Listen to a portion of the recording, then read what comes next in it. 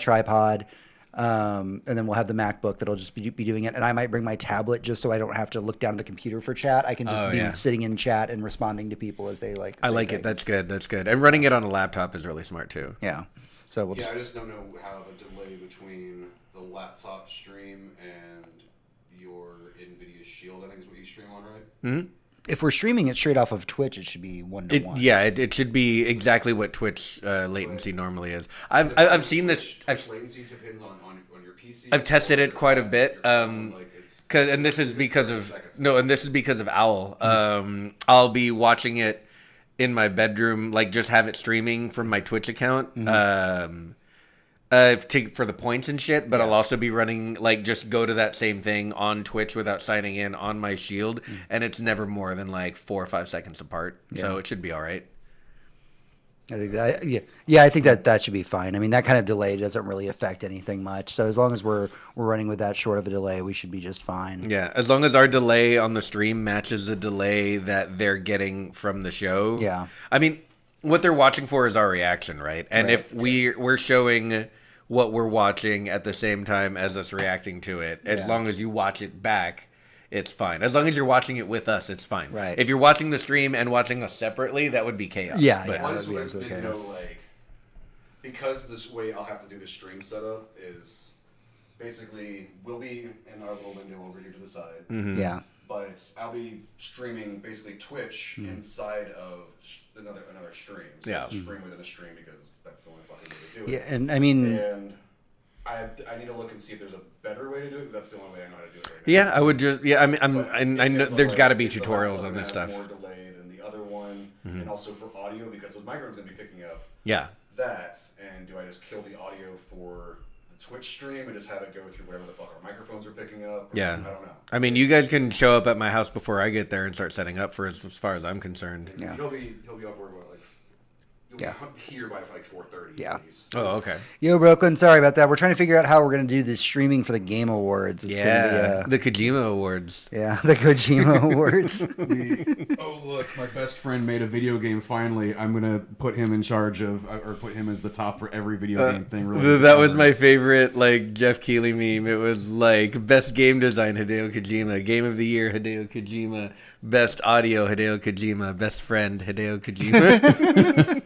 It's the 12th. Mm-hmm. Yeah. It'll be about 8:30 your time, I believe, because it's going to be 7:30 here. So but we'll be doing reactions. We'll have it up on our feed. That's last week. We're gonna do the whole thing. Is that this? Oh yeah, it's also last week's.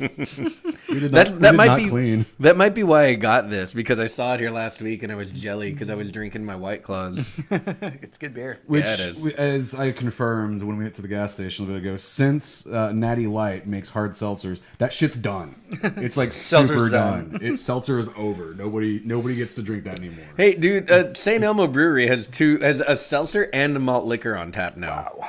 And that malt liquor is fucking dangerous. It tastes like corn water, and it is like 7.5%.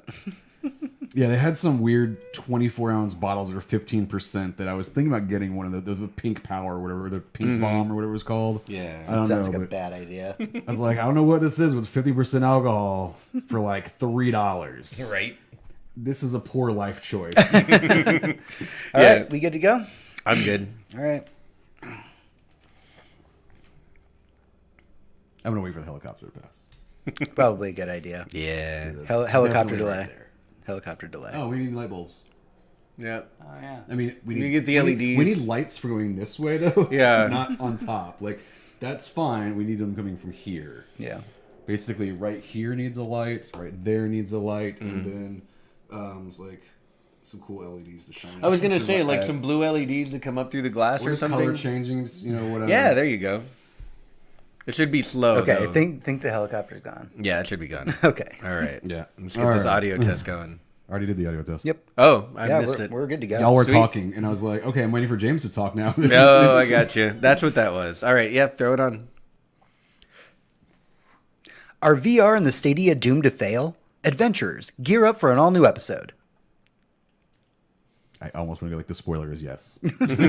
Hey, VR's not going to fail. We'll see. Yeah. Oh, it will eventually succeed. That's the thing. And it's going to be eventually. Good thing. Everyone who's in on VR now is on the right side of history, period, even though it's very early and they're getting shafted right in the butt. Save it for the boss room, guys. I'm not liking how I have the microphone set here. It just... I Seems wish like- it was a little bit more out of my way. It's just too directly in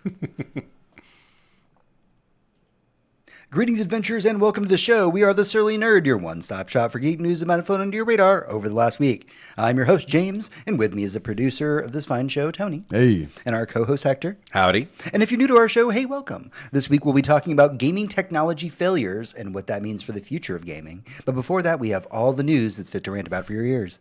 Don't forget that you can keep connected with us through thesurnerd.com. You can follow us on our social media platforms and even donate to the show. Every penny donated goes right back into the show that we make for you every week. Before we get started on the show, I just want to let you know that on the 12th of December, we are going to be hosting a special live stream of the Video Game Awards.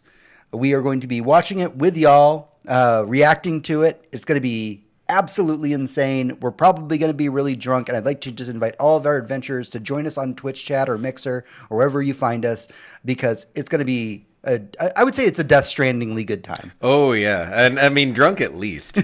All right. With all that out of the way, ladies and gentlemen, adventurers of all ages, it's time for the prelude. I think you need to rewrite that part. You stumble over and get really quiet. I do. I need to rework the intro a little bit. Yeah. You 'cause I rework can it a literally tiny see bit? the volume shrink down. I think you've said it so many times that you keep saying it faster. Yeah. Yeah. And you like tone down. Or just slow it down and like just enunciate a bit more in it. Yeah, I think so too. It's like me and Crucible. Just slow down. Slow down. Stop getting shot in the face. All right. I have the exact same problem because I'm a dumb titan. I really want to be in the front. Yeah. But I kill things better when I'm in front of them. But Yeah. they kill me really fast. Yeah, too. but if I just run out in front of 5 guys, I'm going to get shot a lot. Yeah, I've heard that about you. Yeah, you know it. Name of my sex tape. Oh man, Brooklyn, you need to pipe in during this section, just so you know. So yeah, go ahead and let's do it. Ready? Mm-hmm. Are you ready? Screaming.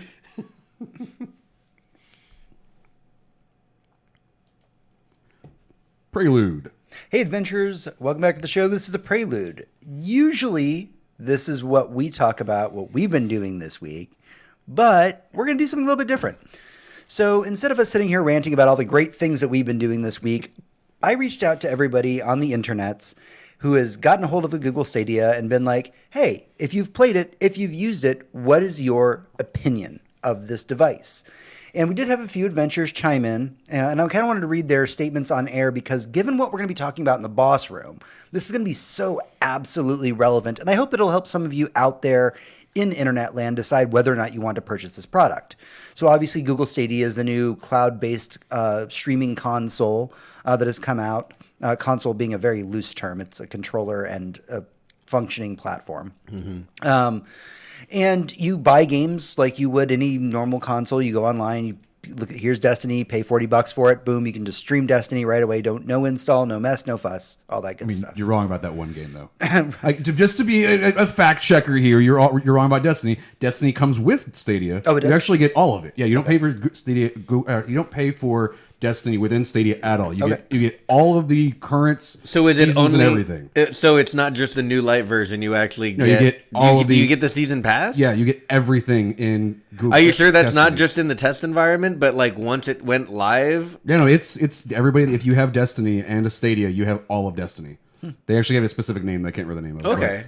But yeah, you get all of it on there. That comes with Stadia as of right now. It might change in the future. We don't know. Right. But all the other games you have to pay for. So if you want to play Red Dead Redemption 2, you got to pay $60. Okay. That's. I just had to clarify that. No, that's good. Who loves that game? Sure.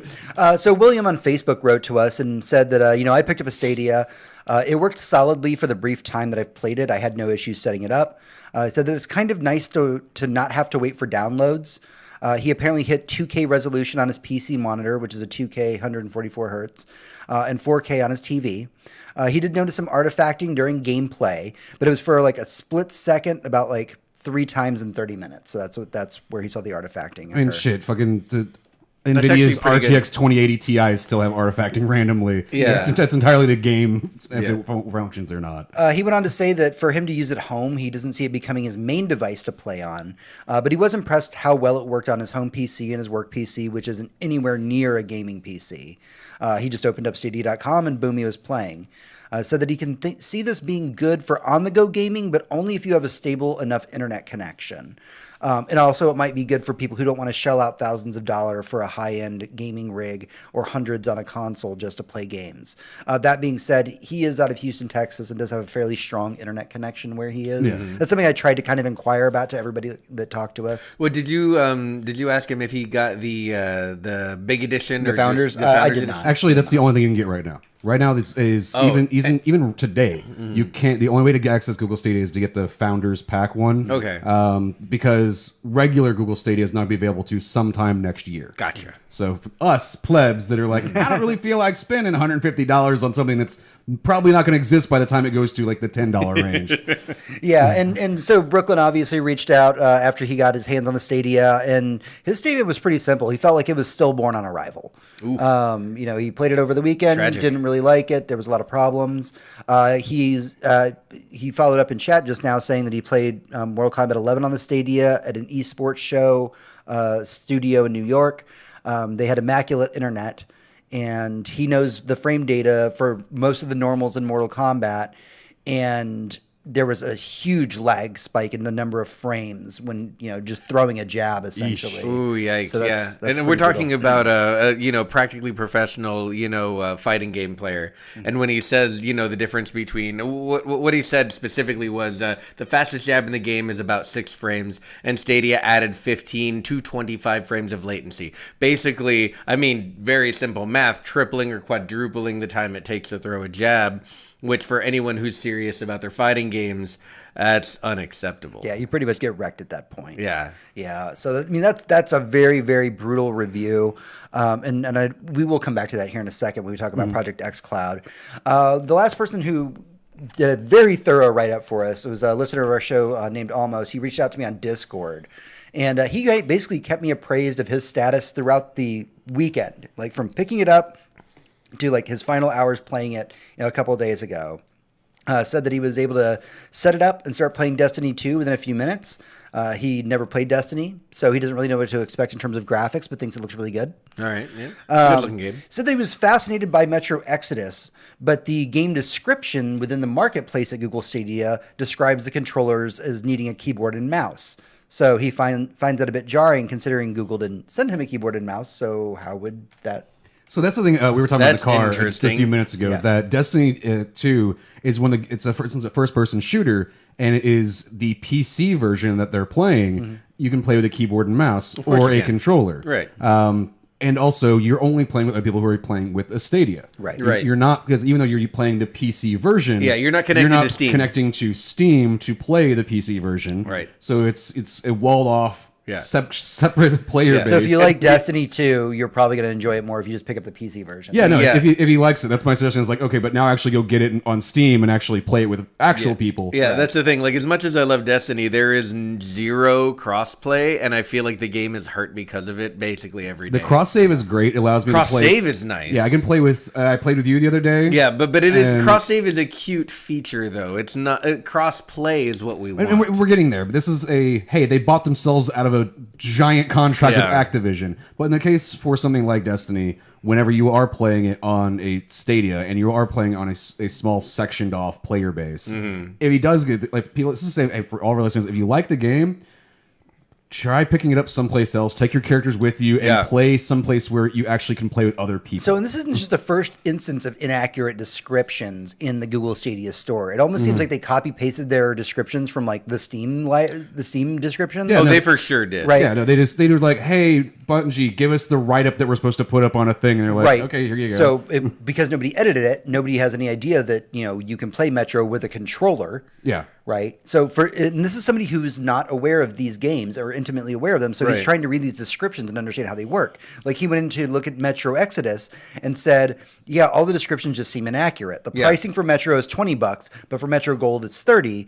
But in the description, there is literally no difference. So how do I know as a consumer, what does it even mean? Yeah, it sounds like they copied a lot of that from the Epic Store, which is notoriously sparse with its details to begin with, because it's only available on PC on the Epic Store or on Game Pass for PC for Xbox. Yeah, so the Xbox store, or the Microsoft store, the Sony store, and Steam stores are really good about explaining the differences between versions of a game. Yes. And it seems like they're the only three that are actually good at it. Well, everybody else has been doing it for so long. Epic sucks at it. I mean, but they're a brand new store, and they've been ironing out the kinks for a little too long, as far as I'm concerned. This is the same thing like when Disney Plus gets the episodes out of order and doesn't have like the nice features that Netflix has, and you're like, but they're brand new to this. You copied so much. Why didn't you copy the good stuff? Right. Yeah.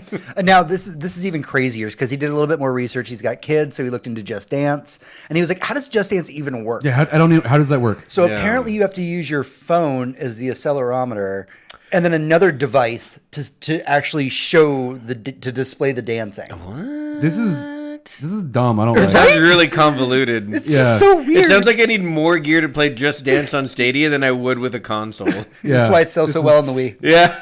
Exactly. I don't even get why that's still why is that still a thing? Every time there's sold a lot. Every time there's a fucking E3 and it's like Just Dance. Oh, you're asking why Just Dance why does exists? Just Dance still fucking exist? Just Dance exists because of They make Twitch millions. because of very attractive Twitch streamers that will play it while I watch them at work. I know you always watch me while I play it. You know it. Yeah, I put on that spandex and you're like, it's go time. Oh man. I'm gonna get one of those fucking Green Man suits, and I'm just gonna make my own Twitch channel, just me playing Just Dance. But like, I'm not even playing Just Dance. It's me in a green suit. Like, I have been being weird. subscribed to a Twitch streamer for probably about 4 years simply because I saw her play Just Dance one time. Wow. And I just never canceled the Wow, thing. Hector, you're embarrassing the show right Hector, now. You're embarrassing the show right now. Dude, you gotta. It's hard to cancel. It's like $5. Who cares? So, Almost was very thorough about Stop his encouraging review bad of behavior. the Stadia as it went down. She needs a job. So he did say that he has a Google flagship phone, and he's got the Google Stadia controller and the Premier membership. But he didn't buy a USB-C to USB-C adapter, so controller not functional, basically. Yikes. And right now the Bluetooth isn't available to just sync the controller via Bluetooth because they haven't because put they that didn't feature enable in. that for some reason. Right.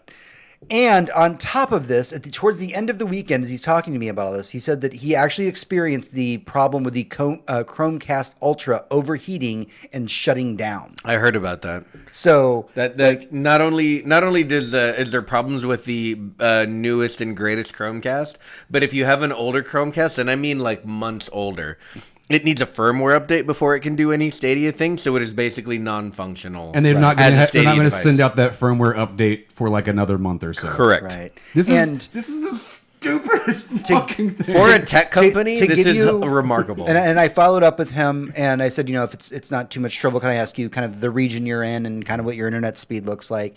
He says that he lives in the North Atlanta suburbs, and he's on Xfinity, and he gets about 235 megabytes down. Which is well Decent. beyond what Google says is So needed. the streaming feature itself, as he talks about it, is very solid.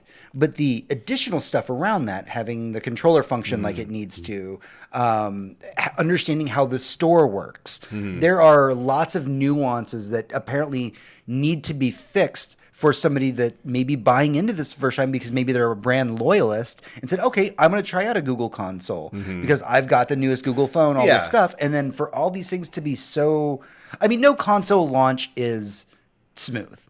True. And we'll definitely be talking about that later in the show. Oh, yeah. But there's a lot of things here that are giant missteps that need to get corrected immediately or the ship is sinking.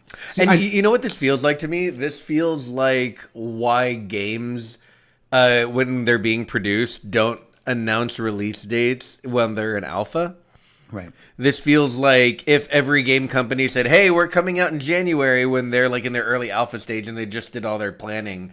It's suicide. It's absolute suicide. Because when they get there and realize, oh, wait, we're 6 months behind, like every major video game project always is, if we release right now, we're dead. And if we tell them, oh, God, we need another year, we're dead. This feels like a system that needed another year of development to really iron out what it wanted to do to add value to the gaming space. So it comes out like a wet fart. Right. I completely agree. That's what I was wanted to go into was Google seems like they needed to release something for the holiday 2019 season. Yeah. But because they wanted to be like on the people's thing. They want to be the thing that kids like bother their parents for. But there's no fucking store you can go buy this at. No. It has to be sent to you. You can't go to Best Buy and be like, hey, give me a Google Stadia. Yeah. And even, they should have at least just waited until E3 and then bought a stage. As we kind of wind down the prelude, and thank you to all of our listeners who wrote into us. It really is great to get all this feedback and be able to read it on air. It makes me super happy to hear from all of you. I know that we said that we were going to talk about what we've been doing this week, but there is an important caveat to this, and that is that Tony, you were able to play Microsoft's use Microsoft Project X Cloud, which is equivalent. It's similar to it. Actually, I said last week I was waiting on my invite to come in for X Cloud, and I was like, it was Friday, so a couple of days ago, I was like, oh shit, I got my invite. Where's a controller with Bluetooth? And immediately just loaded up Halo 5 on my phone and started playing it, and was like, weirdly, exactly where I left off at on my Xbox. Wow, because that's because of the way the game save works. It was like, here you go, and I was like, cool. I was at the end of the game. I literally took like 3 steps, and it was like the final FMV. It's like, cool, all right. So let me go back and try a different level. I remember when that happened with like my Steam save from one computer to the next, and it blew my mind. God, so just having it like stream in like that's fucking cool. I remember that happening like when I loaded up Civ one time, and it was like, here's your Civ save file from like when you were fighting Gandhi, and I was like, wait a minute, like, what devilry is this? Yeah, my save went from one computer to another. Steam, are you a wizard? Right. What is this? But so getting to do work with xCloud just like barely a little bit. I've got like less than like a couple hours into it.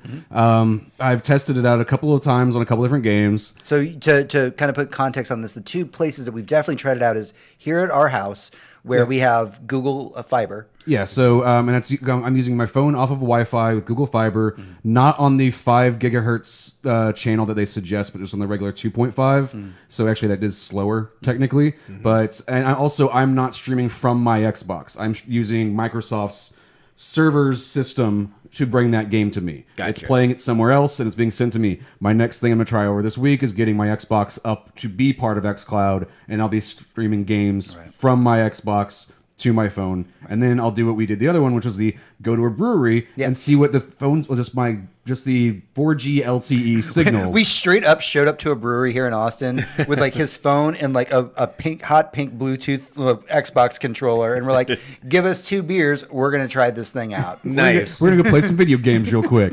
And that's exactly what we did. Like, I was like, hey, check this out. And I was like, I'm literally loading in Halo right now. And you did it with the phone connection, not like the Wi-Fi. No, I just did not connect to their Wi-Fi. Nice. Yeah. And all you have to do is turn that's the cool thing they liked about it. Whenever we would select the game and you're like, play, it goes, turn on your Bluetooth controller. Because you forgot to do that. I love it. So he played some Halo. I played some Soul Calibur. We want to maybe pass this on to one of our listeners, like to try out online fighting. Like the way that Brooklyn was talking about how he played Mortal Kombat, and this is what the delay was. We would like maybe him to try it out and give us feedback about how he feels as a fighting game player. I mean, I was going to bring that up when we're done with this section. Yeah, I only got the option to play Soul Calibur offline. Like getting online and finding a game, it was just too much of a nightmare for me. But I did play the offline, arcade mode, and I, as a Raphael player, didn't feel like I had much latency problems. But that's a big thing to consider right now, because we are looking at this fight where Google made a smart decision to try and launch first. The problem is Microsoft has been working on this tech for probably way longer. Yeah, Google's announcement of Stadia. Basically, I feel like everybody at Microsoft was like, cool, we've been working on that for 5 years, and you're just now showing up. Yeah. You're screwed. I feel like Microsoft is launching this with all the features that it needs, whereas Stadia is like playing it's like the world's Netflix most, versus Disney Plus. the most hilarious game of catch-up. Like and after the thing they is, but launched. they're the first one to be there. Yeah. So you think everybody else would have to be playing catch up to Google. Nope. And it's like, no, Microsoft's been creating and designing this shit for ages. Yeah, let's not to forget. Get it ready. Just until a few days ago, Disney Plus wasn't keeping track at all of where I was in Gargoyles while I'm watching it. Yeah. So every time I go in, it's like play episode 1-1. I was like, I watched that 3 weeks ago. I'm on like the episode 16 of season 1. Right. That's what I want to start at. And it only just a few days ago was like, oh, you were on this episode. I'm like, finally. What is this? We've run a little bit long in the prelude. We're going to be coming back to this topic in the boss room itself. So when we talk about the future of the Stadia and the future of VR, we will definitely be getting into that. But before we get to the boss room, we've got to get into our news segment in the weekly raid. Yeah, this is the part where I was going to be like, hey, Brooklyn, I have to let you have access to my Xbox account if you want to download the app and then log in as me. I'm grabbing I'm good. You grab me one? Yeah, Brooklyn, we actually want you to test Project X Cloud so for us. where's my phone? Because I don't know. Like, I can bring up a list of the games, and if you specifically want the fighting games, I know Killer Instinct because Microsoft owns it. Right. And I know Soul Calibur's on there. Soul Calibur. That's our Twitch security code, so that's not useful. I'm gonna play Darksiders 3 through it because I don't have to pay. I'm really curious to 3. try Devil May Cry out and see what Devil May the Cry's on latency here. on that Devil May Cry is. Yeah, there's fucking like Madden NFL 20s on here. Right. Fuck. Recourse, Sea of Thieves. Like, Sea of Thieves is a game that's entirely like multiplayer. That's like a multiplayer only game. Yeah. Like, I need to just, I've never played it. Like, It's just my for first time all- playing it, it'll be through this. Yeah, see, he'll try out KI. Yeah, that's what I was going to ask. Is like, you were into Tekken 7. That's Yeah. on here. Yeah, Killer Instinct is I might just play definitely that a because good one. I've been wanting to play Tekken 7, so I guess that's an option. Yeah, I mean, I can just go grab the control real quick. Do the show while playing Tekken 7. Right. Playing Tekken 7. So James what? is currently playing Tekken while we just honestly talk about dicks and I would suggest we Destiny. log into your to put it on this one because Right. there's a screen size difference and it's way easier to see on this one. All right, so we have a lot to talk about in the news. Yep. So let's jump in. Alrighty. Everything this news week is so connected to each other, down to the boss room. It's so weird. All right. Why aren't you fucking function, you little shit? All right, fine. I'll just have to move the thing out of the way. You go over there. Now we're on the next segment. Yeah. Yeah, good stuff.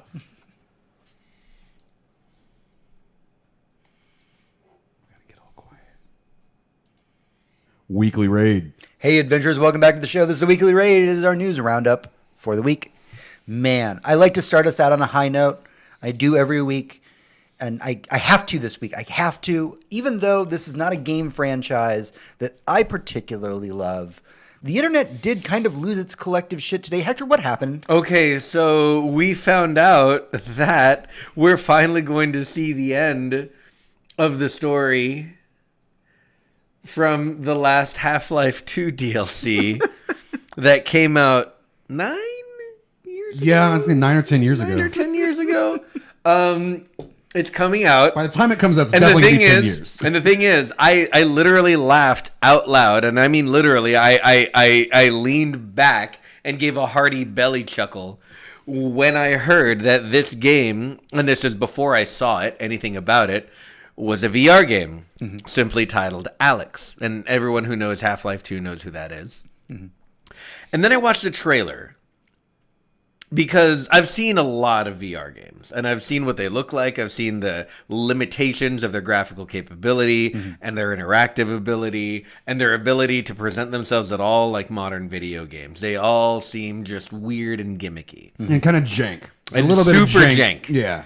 So I watched this trailer just like waiting for it to suck. It was a family circus at the end of your Sunday comics. It's down there at the bottom waiting to suck. That's how I feel about all VR games when I watch the trailers for them.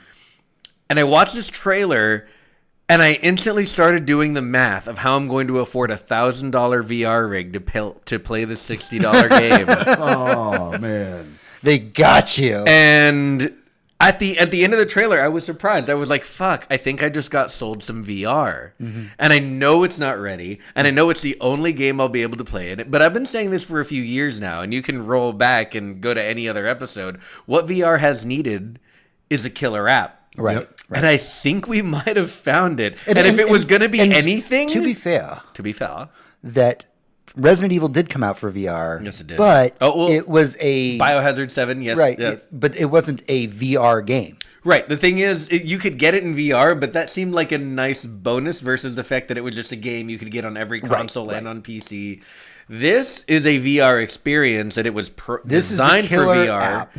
And while I'm looking at it, I'm thinking, God, this is what the next Half-Life should look like, because the graphics were amazing. They were gorgeous. They weren't like next gen, but they were so close to, they were so up there with the current gen stuff that I was like, God, this looks great. It's a great looking game. And then when I see, you know, the VR style moving around in the environment and picking stuff up, and the detail and the orientation, it seems exactly like what the next Half-Life game should look like if it was modern. And this is the next Half-Life game. This isn't a stupid gimmick. The question was raised, like, is this just a stupid, like, Arkham Knight, whatever the Batman VR game was? Is that what this is? Is it just an on-rails shooter? Is it just, you know, what is this thing? And Jeff Keighley came out, and he's the host of the Video Game Awards, and he's been watching this project very intimately for a while. And he goes, so this is like the length of Half-Life 2.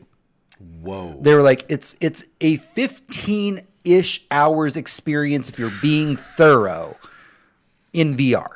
This is not a 3-hour demo. VR is amazing because most games like at their max have been like maybe. I think the longest game you can play in VR right now is like Minecraft, and it is guaranteed to give you motion sickness. The quote that they use, that it's supposed to be about as long as Half-Life 2, and according to Stats Online, 13 hours to finish the main campaign, 15 hours for a completionist is what it takes to beat Half-Life 2. Oh yeah, that is what you are getting in a VR experience for Half-Life now.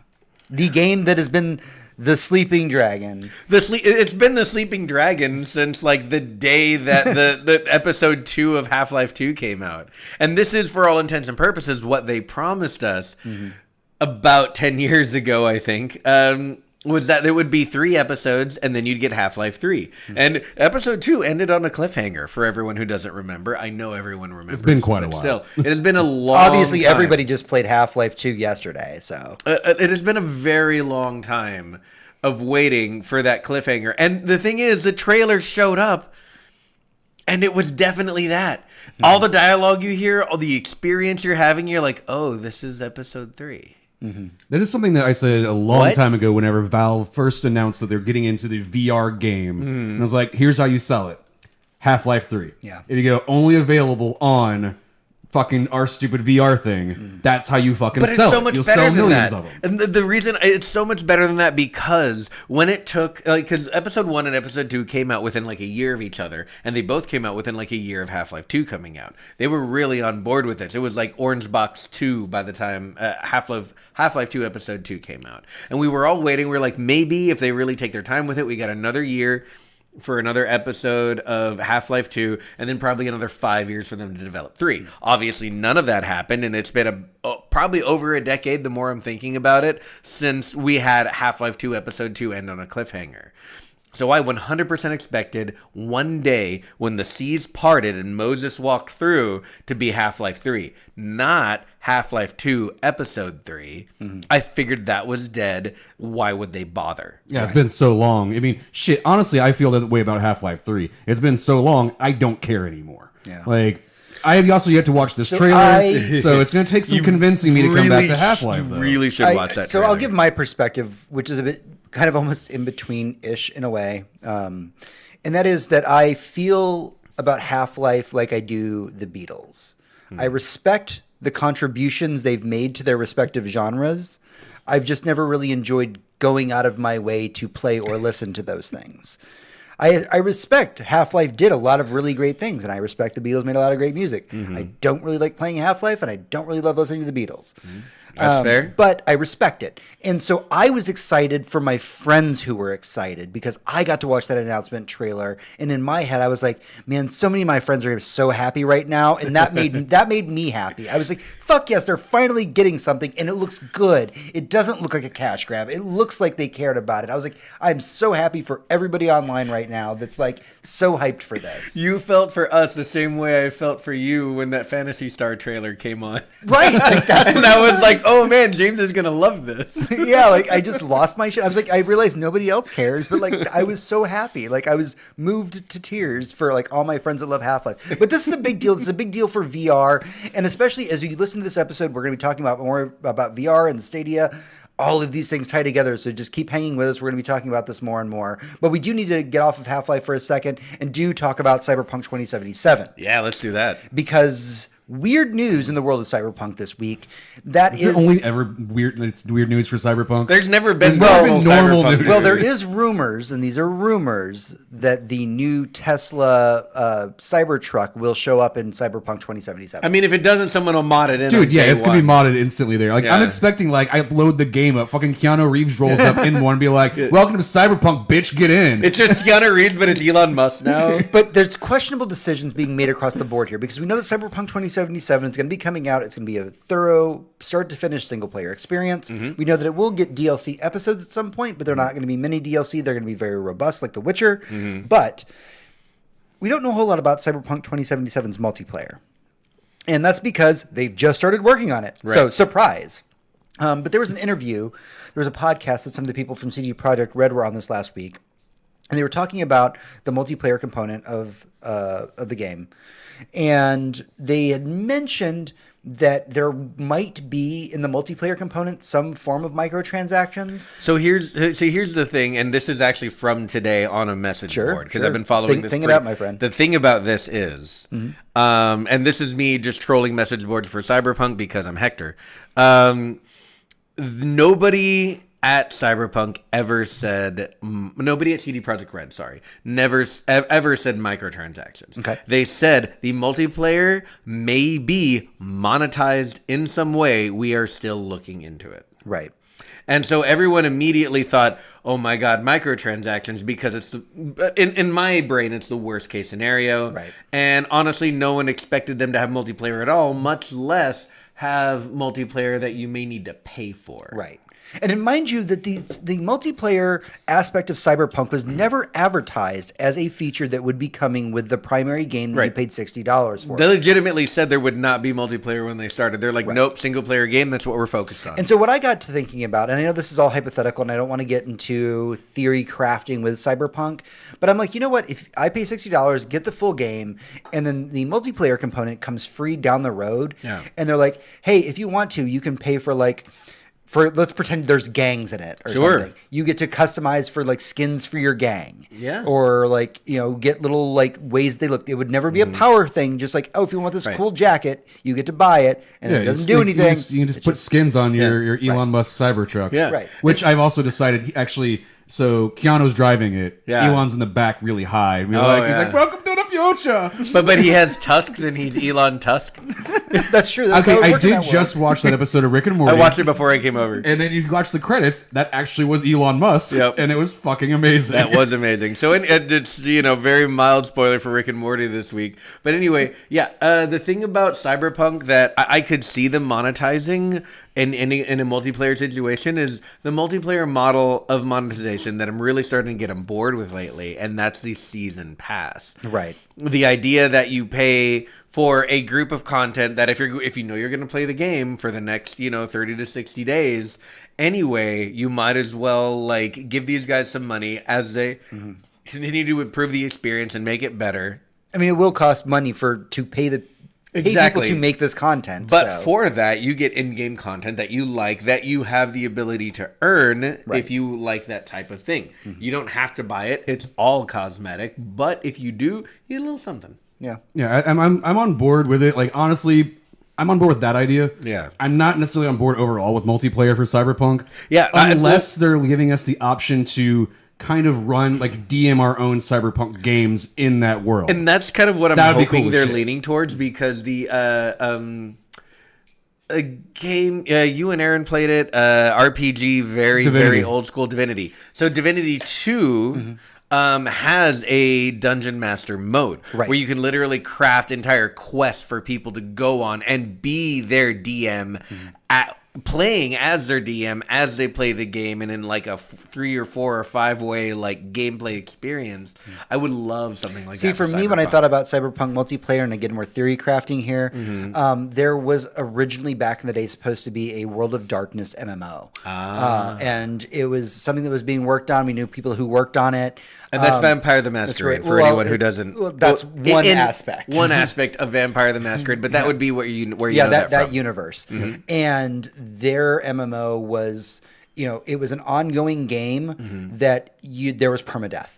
If you played your character, you rolled your character, and if you died, like, you have permadeath, and you would just have to make a new character and come back. And I was like, I could see that for Cyberpunk being this ongoing, like, they just give you the universe and you get to role play in it, and like have a good time. I like that idea. I don't think that permadeath would work in Cyberpunk, mostly because of the way like you can mod your body. Sure, you can literally just like go like, I'm just going to reboot myself. Right, but even in the Cyberpunk tabletop game, there is a point of no return. Yeah. So. And that's really cool. I would think that would be fun.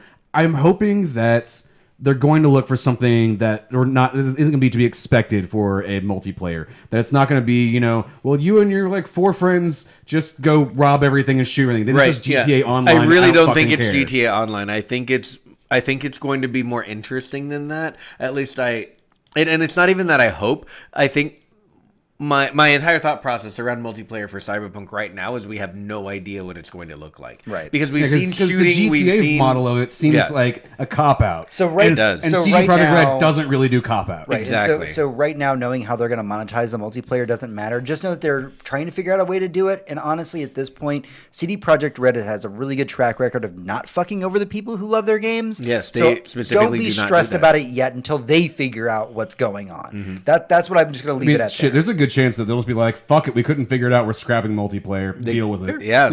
Or they could just be like, hey, everything's free because that's who we are. We thought that was the best way to do this. Yeah. Let's talk about some quick horror news. We don't have to spend too long on it. But this week, James Wan, it was kind of announced that he's working with Universal Pictures and meeting with directors to do his own take on Mary Shelley's Frankenstein. So we don't know who all's going to be on board yet. Obviously, if you don't know James Wan, you should. He worked on Aquaman. He worked on Saw. He worked on The Conjuring, Insidious. Any of the greatest horror films of the last 10 years has been James Wan.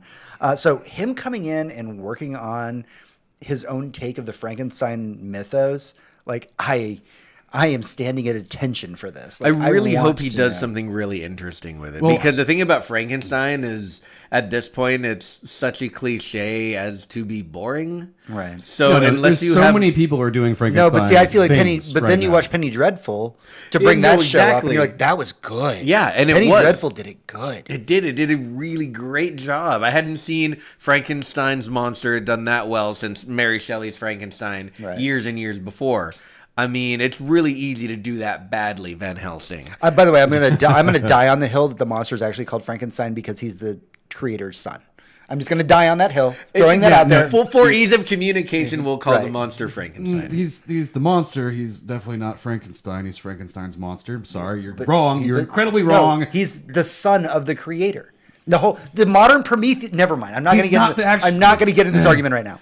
There's a whole episode we're just stumbling across right now. All right, so the thing about James Wan coming in to produce a Frankenstein or Frankenstein's monster movie, is this is the end of the idea of the Universal's dark thing. Yeah, that's the thing. I was wondering, can we get some Dark Universe? Unless this is the new reboot of the Dark Universe, it's dead. I want it back. It was fine. It was awful. They put Tom Cruise in it and immediately went fucking bad. Tom Cruise makes money. To answer that, he did not make money with that movie. We're hearing rumors coming out, and this is we don't comment on rumors and speculation, that Universal is kind of changing up, and they still want to keep the Dark Universe idea, but they aren't just going to go Marvel Cinematic Universe with it. Right. That's what they originally were planning. To that end, we did hear that Universal Pictures is working on a new movie that's supposed to fit into this new Dark Universe, but we don't know yet. We don't know if this is supposed to be part of it. This is just theory crafting on their part. But we're getting Universal doesn't know how to what they're doing. They're trying to figure it out. They're trying to figure out what they want to do with this. So we have the new Frankenstein movie, and now we have Reinfeld, who is the crazy guy in Dracula is the best way to put it? He was all right. So he's Dracula's henchman. Yeah. He's under. So he's more like a familiar. He was. Yeah. He's not been turned into a vampire by Dracula, but he has been given Dracula's blood and made him as essentially a slave, like psychologically and even physically because of the blood. Is he a badass though? Like all the guys who are hanging around Dracula in Castlevania? Pretty much, yeah. Okay. No, okay. it's Renfield. He's the guy that sits in the corner eating flies. Yeah. That's the character. Gotcha. So he's a very interesting character that obviously if you've read the books, he's very fascinating. If you honestly, the '90s movie. I'm sorry, I love that movie. It's a great can't help movie. it. It's so good. But Reinfeld, Bram Stoker's Dracula is fucking amazing. it's beautiful. But Reinfeld's getting his own movie, his own Dark Universe movie, and this is going to be really crazy That because sounds cool. the director of Rocket Man's going to be working on it, and the pitch actually came from Robert Kirkman. Whoa. The- Okay. The mind behind Walking Dead actually made the Yeah. original pitch for it. And to top off the weirdness for this, we're hearing that it is quite possibly going to be set in modern times. I like that. I mean, it's interesting because the idea of putting it in the modern times means you can take the Dracula story because he does this never Can you killable do thing. Dracula's assistant without Dracula in it? Well, and let be me interesting. Let me comment on how this might work. And this is me and Tony this weekend. Since we didn't do a prelude, we didn't talk about this. Went to go see Doctor Sleep, and while I didn't find the movie particularly scary, I really enjoyed it. It was felt like not a horror movie. It felt like a very This is a good interesting continuation of the whole Shining mythos, which I was super down for. And by the time I got to the end, I was like, I would watch a whole series of movies about this.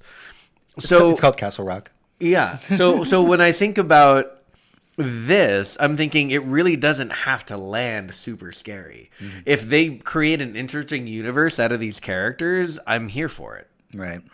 Yeah, I mean, this is all like up in the air. This is all being tossed around Hollywood right now. We don't know a ton about it. Both these concepts sound very fascinating. Obviously, James Wan doing Frankenstein, like I'm here. I'm here for it.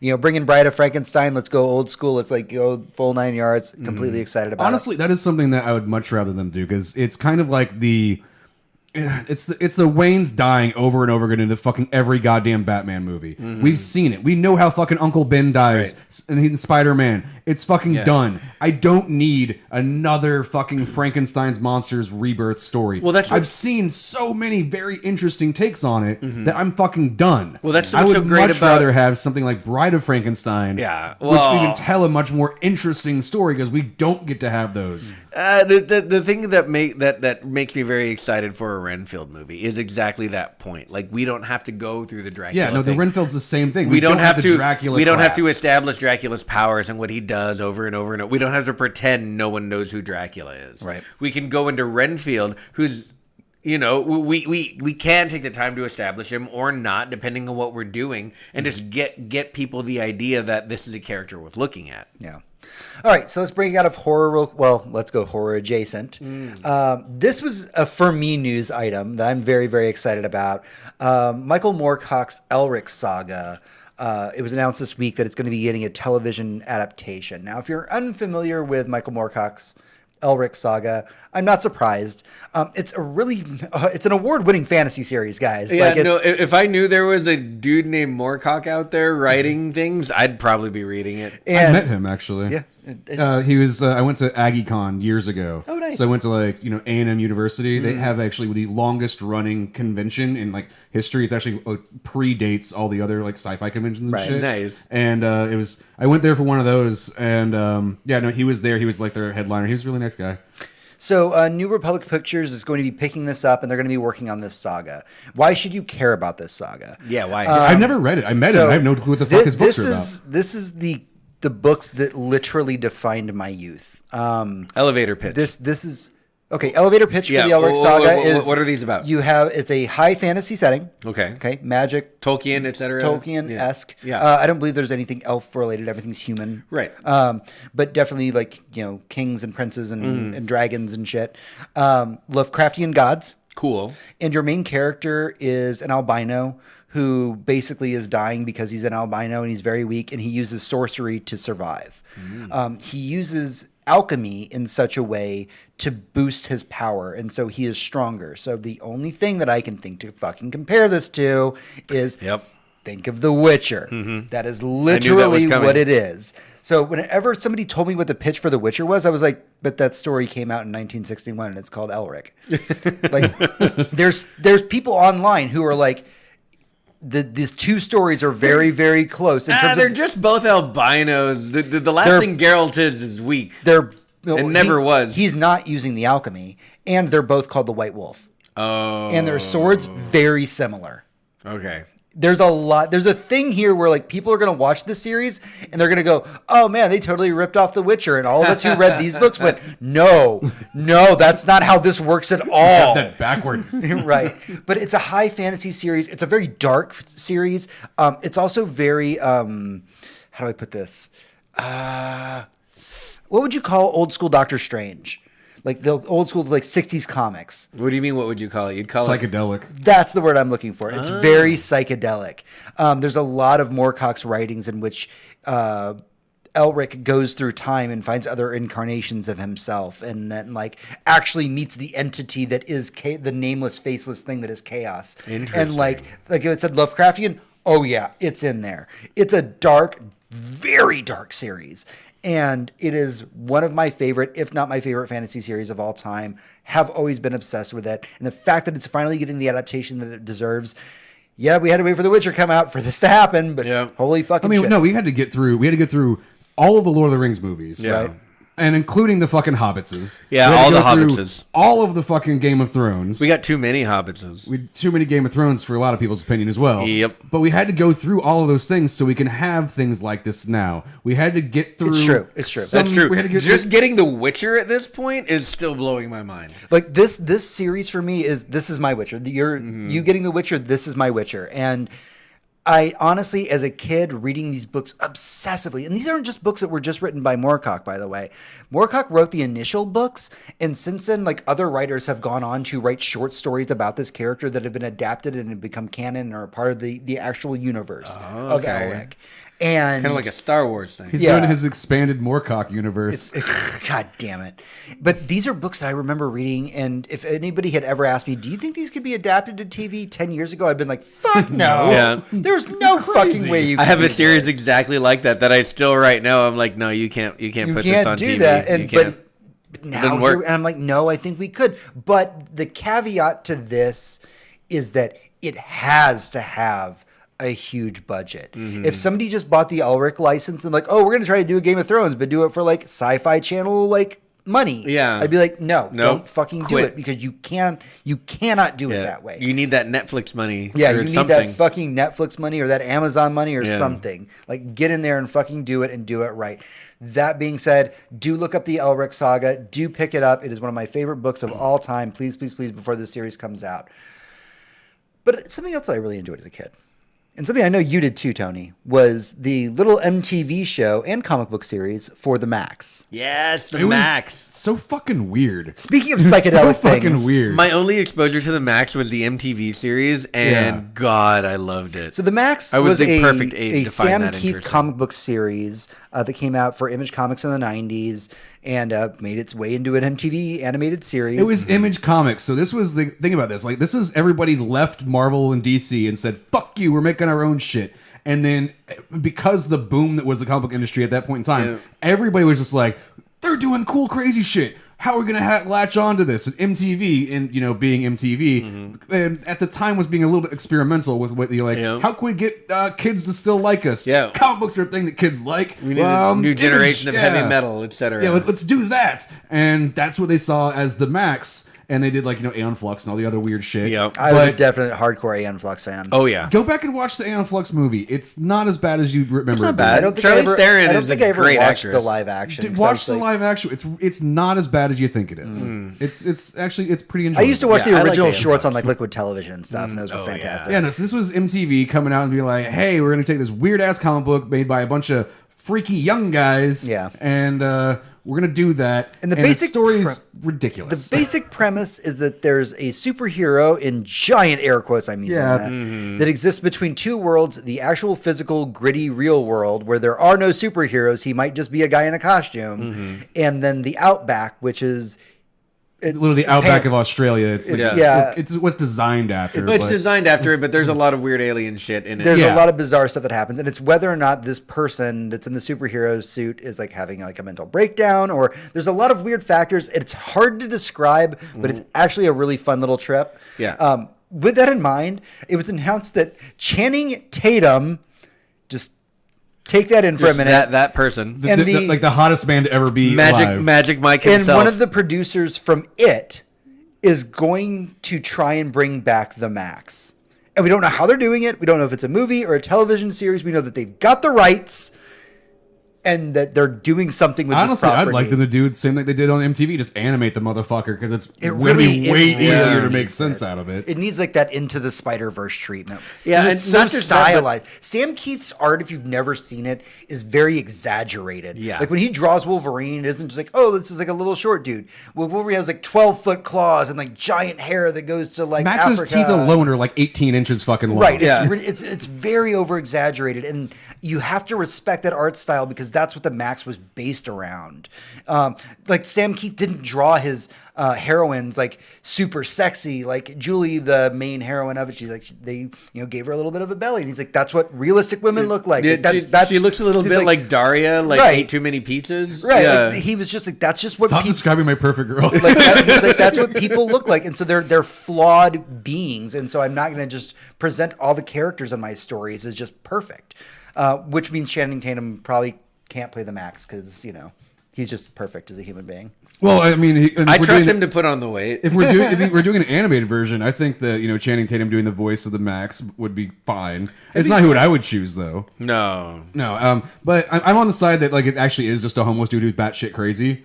And like that's the fantasy world that he lives inside of his brain, right. and that's the side of the argument that I go for. Is that the juxtaposition in the story? And if you go and check it out, do check it out. The juxtaposition in the story is that the main heroine, who he described with a little bit of the belly, and the Max, the either superhero or a Julie homeless Winters guy, is her name, by the way. Julie Winters. Yes. Is that they don't really. Like the comic never really gives you a definitive which part is in whose head. Right. So in the real world, Julie is a social worker, and the Max, the superhero who never takes off his costume, is a homeless guy. In the Outback, she's the jungle queen, the princess of the Outback of Pangea, and he's a superhero that's there to protect her. And the question is always, is this actually happening in the real world, or is this happening in Pangea, and is Pangea the real world? And there's a lot of factors here that I know some of you are just tuning out right now. It is so fascinating. The Max is like, it's straight up 90s schlock. Yeah. That's probably we're selling it to be deeper than it actually is. Like someone watched the Max and then went and started Hot Topic. Right. It's shit like this is why we have Hot Topic today. Yeah. So, anyways, I'm excited about this. I didn't realize that Channing Tatum was a Max fan, and I suddenly just have so much more love and respect. Not that I've been saying for years, Channing Tatum is the perfect being. No, he's and super now you're cool. finally starting to fucking figure it out. Well, you said you wanted to date Channing Tatum. That's different. No, I said I would marry him, not just date him. Yeah, no, I would like to marry him. When I found out that you're like fuck, marry, kill, only 2 of those apply to me. That's your opinion. Yeah. When I found out that the actor who plays Superman, I'm losing his name right now. Which actor? The most recent one. Not Brandon Ruth. Not Brandon Ruth. Yeah, exactly. You talking about Ben Affleck? No. Oh, Witcher guy. Yeah. When I found out that he was doing The Witcher, I was a little bit like, I don't know about that. Henry Cavill. I'm Henry Cavill. But then when I found out that he had played all of the games and was an enormous fan of them, I was like, yep, it should be him. No, see, I get that. I get that. He should be he loves the Witcher series, but I've only watched the very first teaser trailer they put out, and I refuse to watch anything until the show actually comes out. That's fine. And so I don't know. In my mind, I just look at him and go, he's bad Superman with a fucking shitty mustache. He's not bad Superman. He's written badly. Yeah, no, that's the problem. I've really only ever seen him in things that are just not good for any actor to ever have been in. He was really good in Mission Impossible Fallout. I refuse to watch any Mission Impossible movie because Tom Cruise is a horrible piece of shit. Okay, so let's break off from the craziness that is the Max. I'm glad that we spiraled down that rabbit hole. Let's bring up the energy in the room a little bit. And let's talk about He-Man and the Masters of the Universe. Yeah, I'm down. Quite possibly the best movie of all time. Right. Or the worst movie of 1987, whatever. One of those. One of those two things. There's two best movies to ever exist. It's the Super Mario Brothers movie and the Masters of the Universe. These are shitty movies. They are perfect entities of existence. So you're going to love the news that came out this week. So obviously DC has had the Masters of the Universe license for a long time. Yeah, they've been making some really good comic books for quite a while now. And there's been a lot of weird reboots of He-Man over the years. Like there's one that we had the original show when we were kids, and there was a reboot 5 years later. Then there was another reboot 5 years after that. Then there was a bunch of comics, all of them telling different timelines, different stories, different backgrounds. Don't we have a She-Ra cartoon happening on Netflix right now? Dude, Netflix has won a shitload of awards. Yeah, I heard it's really good. Yeah, and so you have this weird, extensive Masters of the Universe that exists. And so some of the people that have helped work on projects such as the Toys That Made Us and the actual encyclopedias for He-Man and the Masters of the Universe got together, and they're going to do a limited series that's being published by DC. And it's going to be called He-Man and the Masters of the Multiverse. That's a pretty good title, actually. It's a good title. It's a good title. Excellent title. And the writer of the series, Tim Seeley, calls it, if you needed a byline for it, A Crisis on Infinite Masters of the Universes. Dang. I like the headline that the writer went through for the article, which was the Crisis on Infinite Eternias. That one's good too. that one's just a little bit better. It's a little catchier. Okay, so it's a 6-issue series from DC, and it's going to host every version of He-Man that you can possibly think of, from the 1987 movie to the young Skeletor. He's Prince Keldor back in those DC comics. Can we get Frank Langella and Dolph Lundgren to come back? So in the comics, they're going to be basically drawing Dolph Lundgren as that every He-Man that has ever existed. Literally, they're saying if the Atari game had a He-Man, it's probably going to show up in this. Nice. So, and the kicker to all this, the thing that blew my mind as a huge Masters of the Universe fan, is that there is a character that exists within the mythos now of Masters of the Universe called Anti-Eternia He-Man. It is the only version of He-Man across the multiverse that is evil. Well, Bizarro was taken. This character... DC didn't have the rights at that point. They couldn't do that. Get this fucking shit, though. This character comes not from the Masters of the Universe movie or the TV show or the comics. It comes from a 1980s German audio play. I love it. They took an obscure... Where did they even find that? Because Masters of the Universe fans are really into their community. Specific They're about the things very they like. specific. And so they got together in the early days of the internet and made little web rings and started sharing information. And this obscure ass He-Man character. There's just one dude in Germany actually liked He-Man, and he's like, "Well, there's this radio play. Have you heard of it?" That's exactly what happened. Yep. Not racist at all.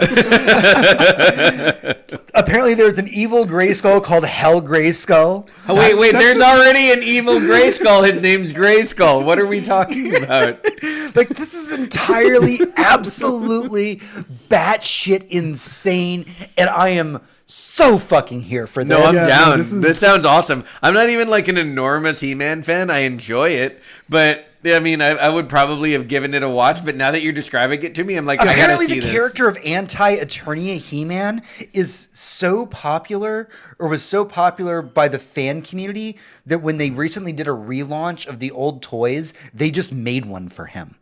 German audio play character. They just made the character. This sounds like if we were doing Crisis on Infinite Earths and they decided to include all of the old Supermen from the radio days before he could fly or had heat vision or literally just wasn't running around murdering people for robbing banks. That was Batman. You robbed a bank. I'm going to take the car you're in and throw it off a cliff. That's what we do to bank robbers. That's called murder. Yeah. No, this is so ridiculous. I'm super on with this because a 6-issue run. Yeah, I really like the stuff where they actually went through Skeletor's background, where you got Prince Keldor and you learned about who he was prior to his face melting off and being a skull. Yeah, that's interesting. I do. That was fun, but the fact that DC's done good by He-Man. And I mean that like in the nicest way possible, because I was really worried when DC got the rights to He-Man that they were gonna Superman the fuck Shit out on of it. Yeah, because they were like, oh, but because Eternia does exist within the same DC universe at this other place. They did with Watchmen. Yeah. And I was like, yeah, that's the thing I was worried about Watchmen, and I still kind of am, because I'm worried too. It's DC fucking things up, but they seem to be like leaving He-Man alone enough to make good things. And like I could this. honestly gush about He-Man for like an entire podcast episode, but let me go into one thing real quick, and that is that if you've watched the Toys That Made Us, if you've learned anything about the background about Masters of the Universe, it's that Masters of the Universe is so successful and is still powered so strongly purely by the fans. A lot of the lore that exists to this day is because kids like us grew up, became writers, decided, can I write a He-Man comic? And they're like, yeah, sure, nobody cares about that property. About that. Then all of a sudden, here we fucking are years later, and we have all this lore and all this stuff. And finally, the original writers of He-Man are coming out and being like, so yeah, by the way, all of the original show is based around Lovecraft. If you never caught that, here's all of our original scripts, and like, have fun. So also, if you like He-Man, I believe it's on Amazon Prime. There's a documentary exploring the entire history of He-Man. It's like 2 hours long. Yeah. It's fucking great. I highly suggest people watch it. I need to add that to my list right now. Also, there's, as James said, a Toys That Made Us about the He-Man toy line. That is, I mean, it's just watch all of the Toys That Made Us. It was so good. I actually watched that this week. I knew that. Oh man, that Ninja Turtles episode made me want to fucking cry. Oh, I know. Okay, and if you like the He-Man Toys one, it goes into the toy part as well, but also everything else that is He-Man, yeah, including going up into the point of I think the Netflix She-Ra series. Oh, nice. Okay, so we have one more thing to talk about as we wrap up the news for the week, and this is a little bit controversial, but we have to jump into it because, as we said, on December 12th, we will be live streaming us watching the Video Game Awards. That's right. You can join us in all of our various chats. Please come hang out with us and watch us like scream about random things while we get drunk. Add it to your Google Calendar right now. While you listen. I feel like us actually on that live stream is going to be 95% of us fucking off on our phones.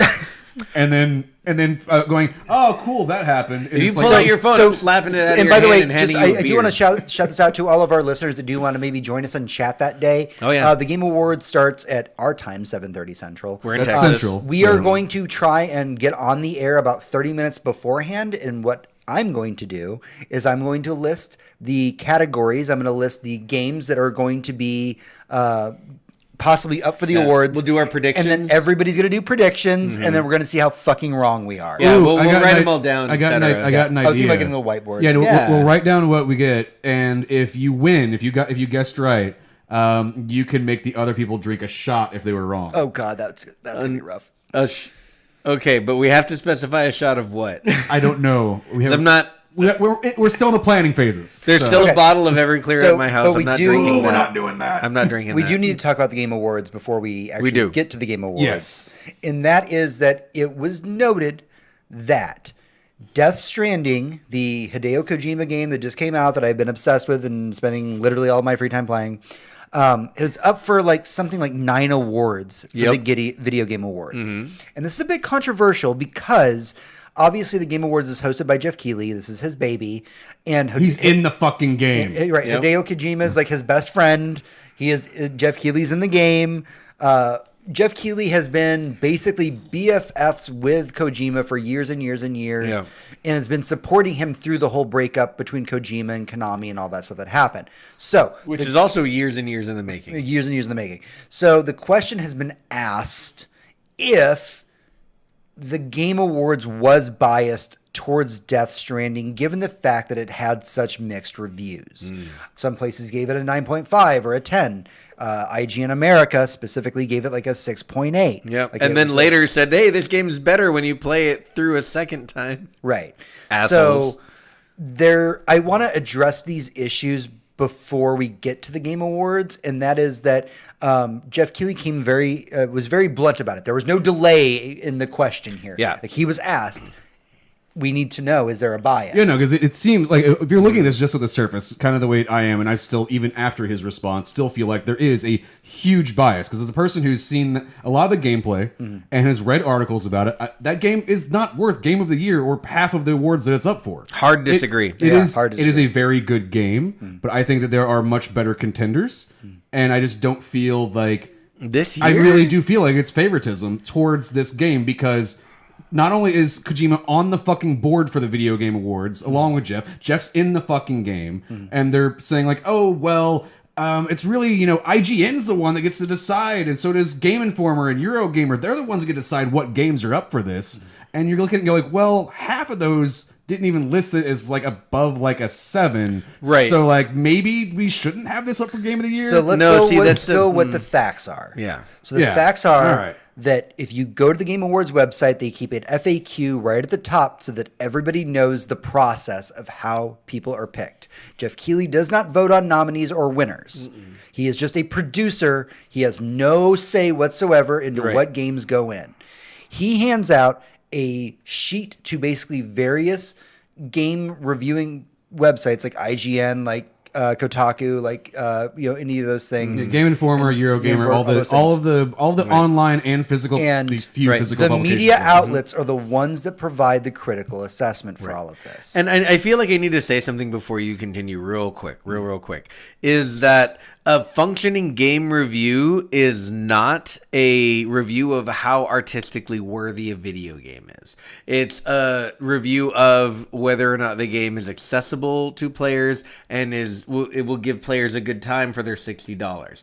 The Game Awards, much like the Oscars, is an assessment of whether or not a game moved the industry forward, advanced it in a certain way, or did something new or novel when creating a project. These are two very different things. So a game that may have gotten maybe not the best review could, in that sense, win a Game of the Year from the Game Awards for just being interesting. And I would like to I'm glad that you brought that up, though, because the way the Oscars or any award ceremony for, let's call it traditional media, goes is while it is a lot of it by choice of their peers, there's also a lot of campaigning and underhanded things that go into making these things. So coming from a person who's watched the Oscars a lot and loves watching films, and you go, why the fuck did that win Best Picture? Why was it even nominated? It wasn't even on the list of good movies this year. You look at something like this, like to me, I immediately go, great, this is Blue Book. But this is why the fuck is that thing even qualified? But the thing that you're not considering, Tony,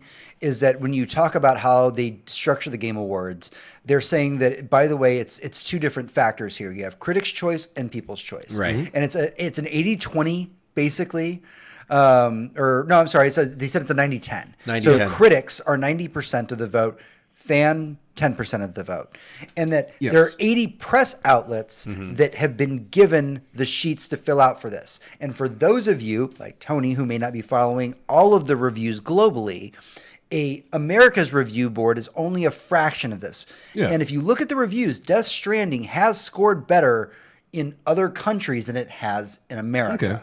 Yeah, and that's perfectly fine. But whenever you bring up something like, well, we give them a sheet of possible choices that they can choose for Game of the Year, we're going to give you 10 options.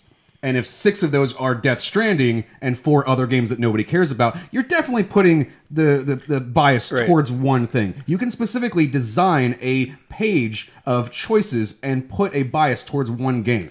Okay, so I see where you're going with this, and I understand, and I like that we're having the debate on both sides of the table for this. Mm-hmm. If I had to draw my line in the sand on this issue, it is that I've been watching the Game Awards since Jeff Keighley has since the first one, since the inception, and I have known, I love them. That they were so bad. I love them. The one thing that Jeff Keighley has always strove for is to have the quintessential, unbiased, actual, this is the representation of what the state of the gaming industry is. He believes in the values of that. Like when you hear him talk about it, every single year, he never, ever, ever wants there to be any kind of dark cloud that ever goes over the Game Awards, because he wants it to, it's a horrible analogy. He wants it to be the Oscars of the video game industry. And you know what? At this point, it's actually that's what I've been comparing it to. And the Oscars are notorious for having horrible and underhanded shit go on to get awards given out. And what I was about to say is, at this point, the Game Awards is actually much more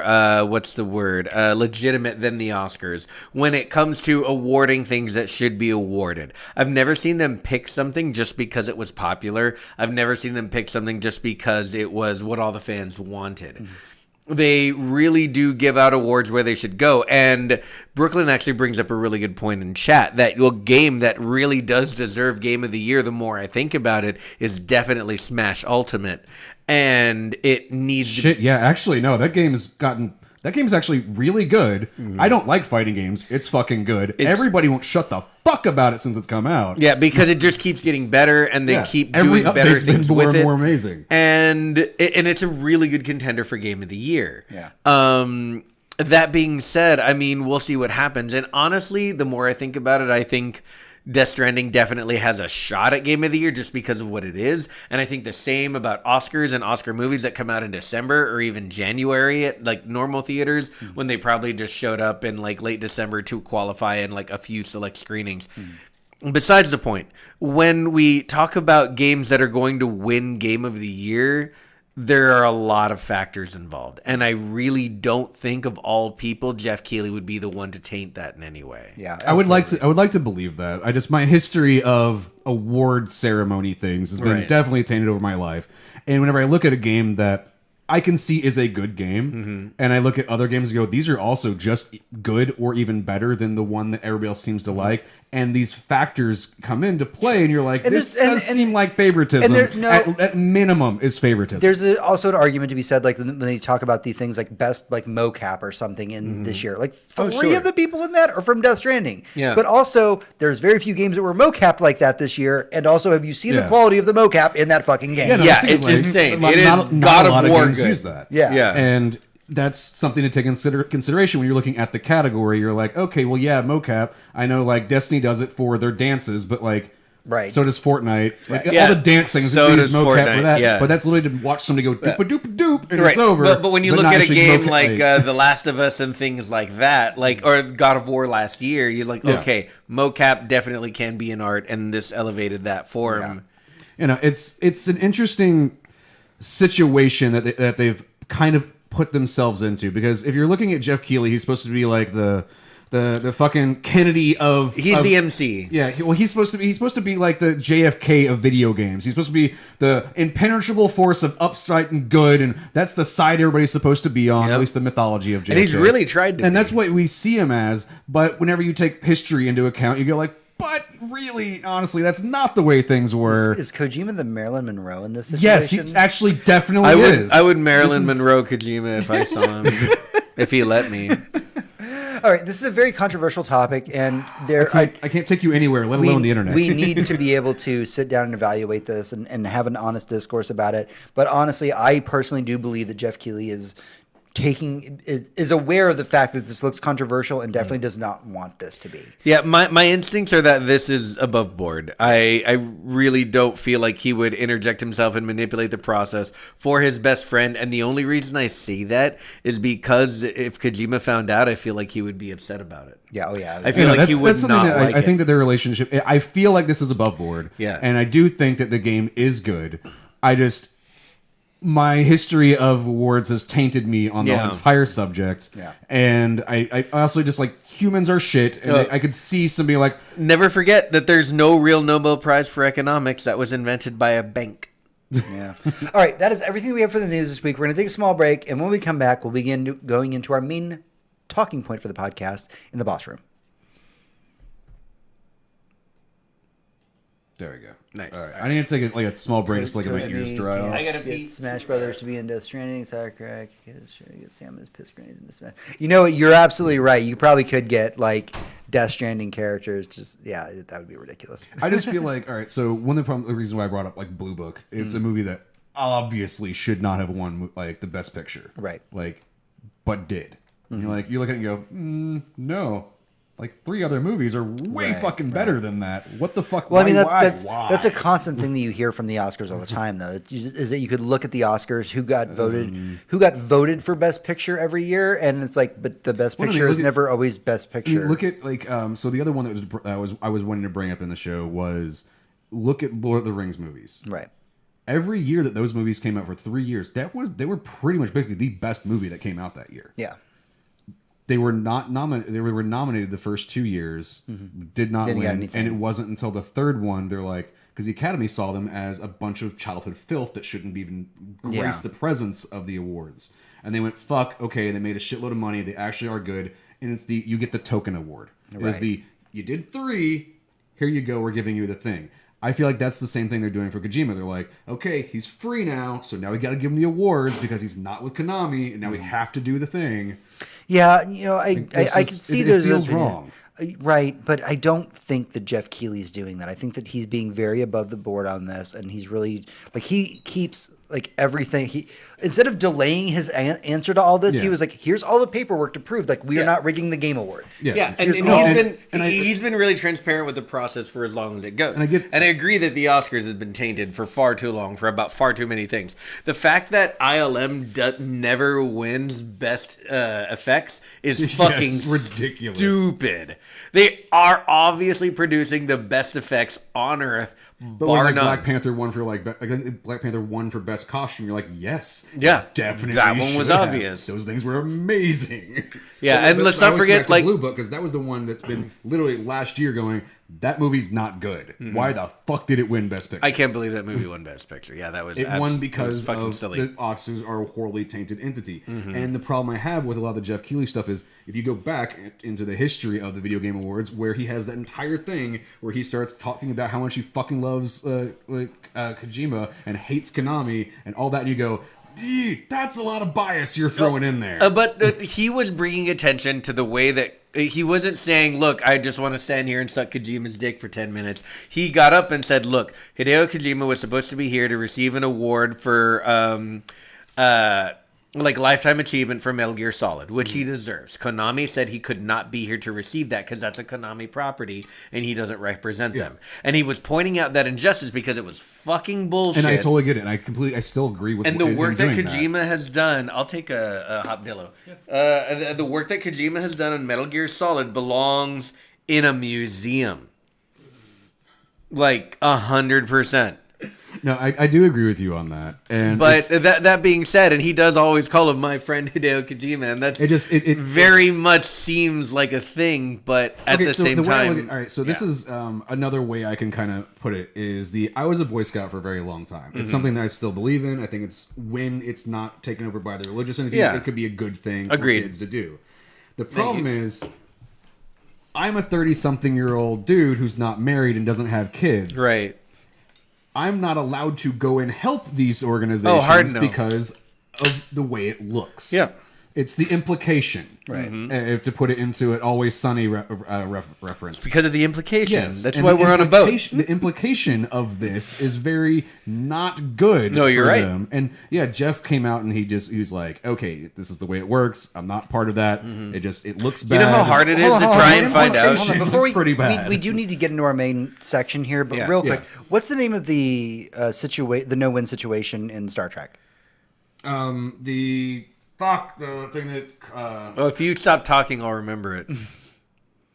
And the chat's just like, we all know the answer to this. Right. The no-win situation in Star Trek, what is it? Yeah, you're talking about the test they put them through. The only one that was able to do it, and it's the name of the specific... the drill, it's like the ship. It's the name of the ship. That's the problem. Okay. So... I'll continue talking while you figure this out. Yeah, I've got to look it up. I can't remember. No matter what happens...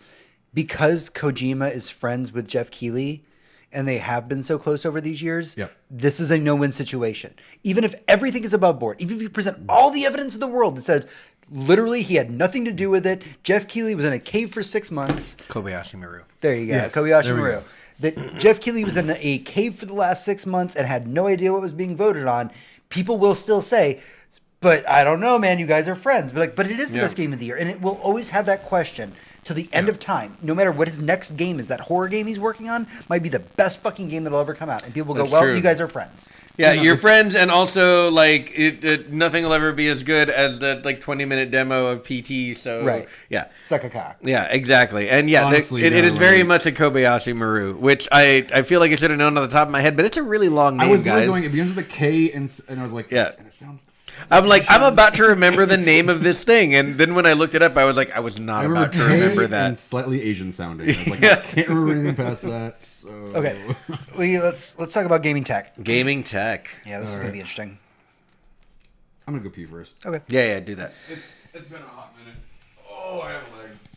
So yeah, I'm going to talk about this when we get into it. And what I did is I pulled up a couple of various video game consoles that failed. Yeah, and there are quite a few, I'm sure. This is just I picked like 4. Oh yeah, no, okay. Like this is a lot. There's a lot more. Yeah. But- Yep. Oh, you didn't. Is the Ouya on there?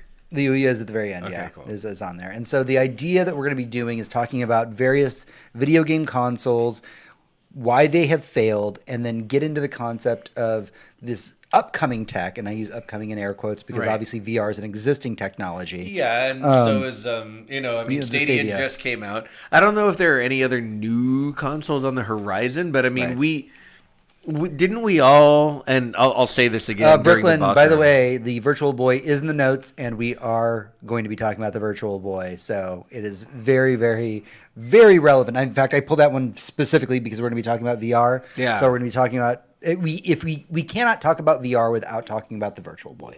So It's a good spot. It was laying on the floor. I picked it up. You can hang out with Geralt. Which nobody can see. It's just feet. It's Well, just we feet. need a little like this is now a Geralt like foot a fetish sex channel. ramp like pillow. You know what I'm talking about? Like a wedge. We need a wedge for him. Yeah, just use a little box of nerds and he'll sit up higher. There you go. Just right in the back. Yeah, there you go. That's better. Welcome to the It Geralt helps a little Foot bit. Fetish Hour, where we talk about all things Witcher. Yeah. One day you guys are gonna turn on the stream and it's just gonna be me in here naked as Geralt, like just looking at my Laying in a statue. bathtub. All right. Let's talk about Honestly, why haven't we done a 24-hour in the bathtub Witcher live stream? We where should. you have to just be Geralt in a fucking bathtub. Oh my God, we could get so much money off We of that. could. Yeah. I'm a If you fucking get a Switch and you get Witcher 3 for it, I will play the Witcher 3 in a bathtub for 24 hours Nice. with candles around me. Yeah. Yeah. That'd be excellent. We should totally do this. We'll rent a hotel room for it. You We'll were- get There fancy. we go. You Yeah. really don't want to be in a bathtub for 24 hours. That'll just do Well, there's I'll horrible replace things the to your water body. like Well, every there's 4 three hours. of us. We could just all cycle out. Like, That's who's true. Playing. It's like we get a towel, we cycle out. We're someone cycles definitely in. switching the water every time. I'm not having everybody else's like ball tea. Like, it's all up on me. The ball tea. It's all a pool is. It's just fucking. It's just a teapot of fucking just testicles. It's like using your milk for my bowl of cereal. You know, no, at that point. No, that's weird. We don't want to do that. I don't know. I like this idea of ball tea, though. yeah, I'm bored with that. ball tea. I mean, No, we're gonna get it might sponsored by a fucking one of those like cure some tea things. things with the fucking boba. We're gonna get sponsored by boba. tea. All right. Gross ass, stupid fucking ball tea. We have a lot of shit to unpack here. Let's jump in. A lot of shit to unpack. Oh yeah. Let's see if this one. Nothing fucking works. Nothing Stream works Deck. today. The stream deck is just No, bored. the back button works. That's fine. There was a deal on the 12 button Stream Deck. I mean, if you want to buy it, Yeah, it's fair. I'll fucking use it, but I ain't buying it. The 6-button one seems to be failing us right now. Indeed. I mean, I just Kind of makes me it not want to just- reinvest in the product. I just updated it. Like last Wednesday. It was No, like no, I've just- got an update. Just click the shit. Yeah, I gotta move it over here now. Wow, how fancy. I'm playing a lot of Star Wars, so that's all lightsaber sounds to me right now. So one of the other VR games I want to try out though is I watched The music one? Beat Saber. Beat Saber looks Yeah, incredible. dude. Watching fucking what's his name from Adam Savage. Oh, yeah. he made lightsaber handles for his Fuck yeah, he did. handles and plays his. He's like, I just play Beat Saber. It's like I take it with me everywhere I fucking go. And I was like, I've been losing weight, and it gets you in shape because you just sit there and just play this game. And they showed like him, a camera of him, but also Hero. Yeah. yeah, it it's is. Guitar Hero, but you move a fuckload. You do. Like, It's a little they bit. watched him playing it. And it's it was like, like they did a it had whole like- song. I was you- like, and God you damn. wonder If why people Guitar play Just Hero Dance. like met Dance Dance Revolution somewhere in the middle. Yeah. All right, So let's do Just this. Dance is dumb and requires 15 phones to get it to function, Fuck Just Dance. and also has a bunch of awful songs, which I'm pretty sure Beat Saber does too. Yeah, probably. All right, we switched to the thing. Yep. And I can only see Hector, so I'm just going to move that to where I can't see any of us. There you go. No, I'm not There we staring go. at Now you. we're just part arms. Boss room. Hey, adventurers, welcome back to the show. This is our boss room. That's our main talking point for the podcast. So this week, I want to do something fun. So we've been talking all this episode about gaming technology. We've been talking about about VR. We've been talking about Stadia. And I think that we kind of find ourselves asking this question, like when we look at the Stadia, when we look at VR, we want to know, are these systems doomed to fail? And so instead of just answering the question and ending the episode, what I wanted to do is kind of dive into the past of video game technology and look at some of the failures in the game industry, kind of discuss them and see how all of these lessons would probably apply to our modern day consoles that are both coming out or had just come out. Now, we can't talk about every failure because, by the way, look that up on Wikipedia. It's a long list. A lot of consoles failed. But if you have one in particular you'd like to talk about here, panel or in chat, bring it up. That way we can like during the creation of this show, since we started to today, we've announced so many consoles from so many companies. Do you remember that Atari was making a new console last year? Do you remember that? No, I very vaguely remember that. And we're actually going to kick things off of the Atari. We're going to start back in the year 1993, where the first quote-unquote 64-bit system, the Atari Jaguar. So the Atari Jaguar was meant to be the next evolution in gaming. It was 64 bits, which is a really big deal. Yeah, back when just that number made no sense. Nintendo didn't even have the Nintendo 64 yet. Yeah, not even close. That was on the horizon. That was still Project Dolphin. It was a dream in Nintendo. It was a minimum 2 years away. But we still had, early adopted entries like the 32X for the Sega Genesis. Yep. And that was their entire campaign, right? They showed all these upcoming 32-bit systems and said, we're 64, we're this fucking Jaguar. By the numbers, we are better because graphics. And Sega was riding that technology line. They released the Genesis, and then they had the Sega CD, and then they had things to adapt to it. And they had the 32 GFX thing that goes on top of the Sega. Eventually, you needed 4 outlets for your Sega Genesis. Yes, absolutely. If you got all the things. And so, but you have the Atari Jaguar, and so we got to look at this weird random console and say why did this fail? And so, honestly, there's a few factors when you look at the Atari Jaguar. One was the controller, which if you Google this, it is absurd. It had a keypad on it. It had something I don't know, 20 some odd buttons. Yeah, it had a keypad, it had a D-pad, it had a joystick. It was ridiculous. And the other thing with the Atari Jaguar is that it was an unknown quantity. Right. Atari was out of the public zeitgeist at that point for a very long time. Right. All we had was Nintendo and Sega. The NES had come and gone. The Genesis had come and gone. Then you have the up-and-comer PlayStation that's coming out, which was looking really good at the time. And you look at the Jaguar and it had no third-party support. It had a controller that just was not intuitive whatsoever. Yeah, it looked like a phone. And when we say intuitive controllers, for those of you who are wondering what an intuitive controller looks like, look at the original NES controller. Everything about that screams intuitive.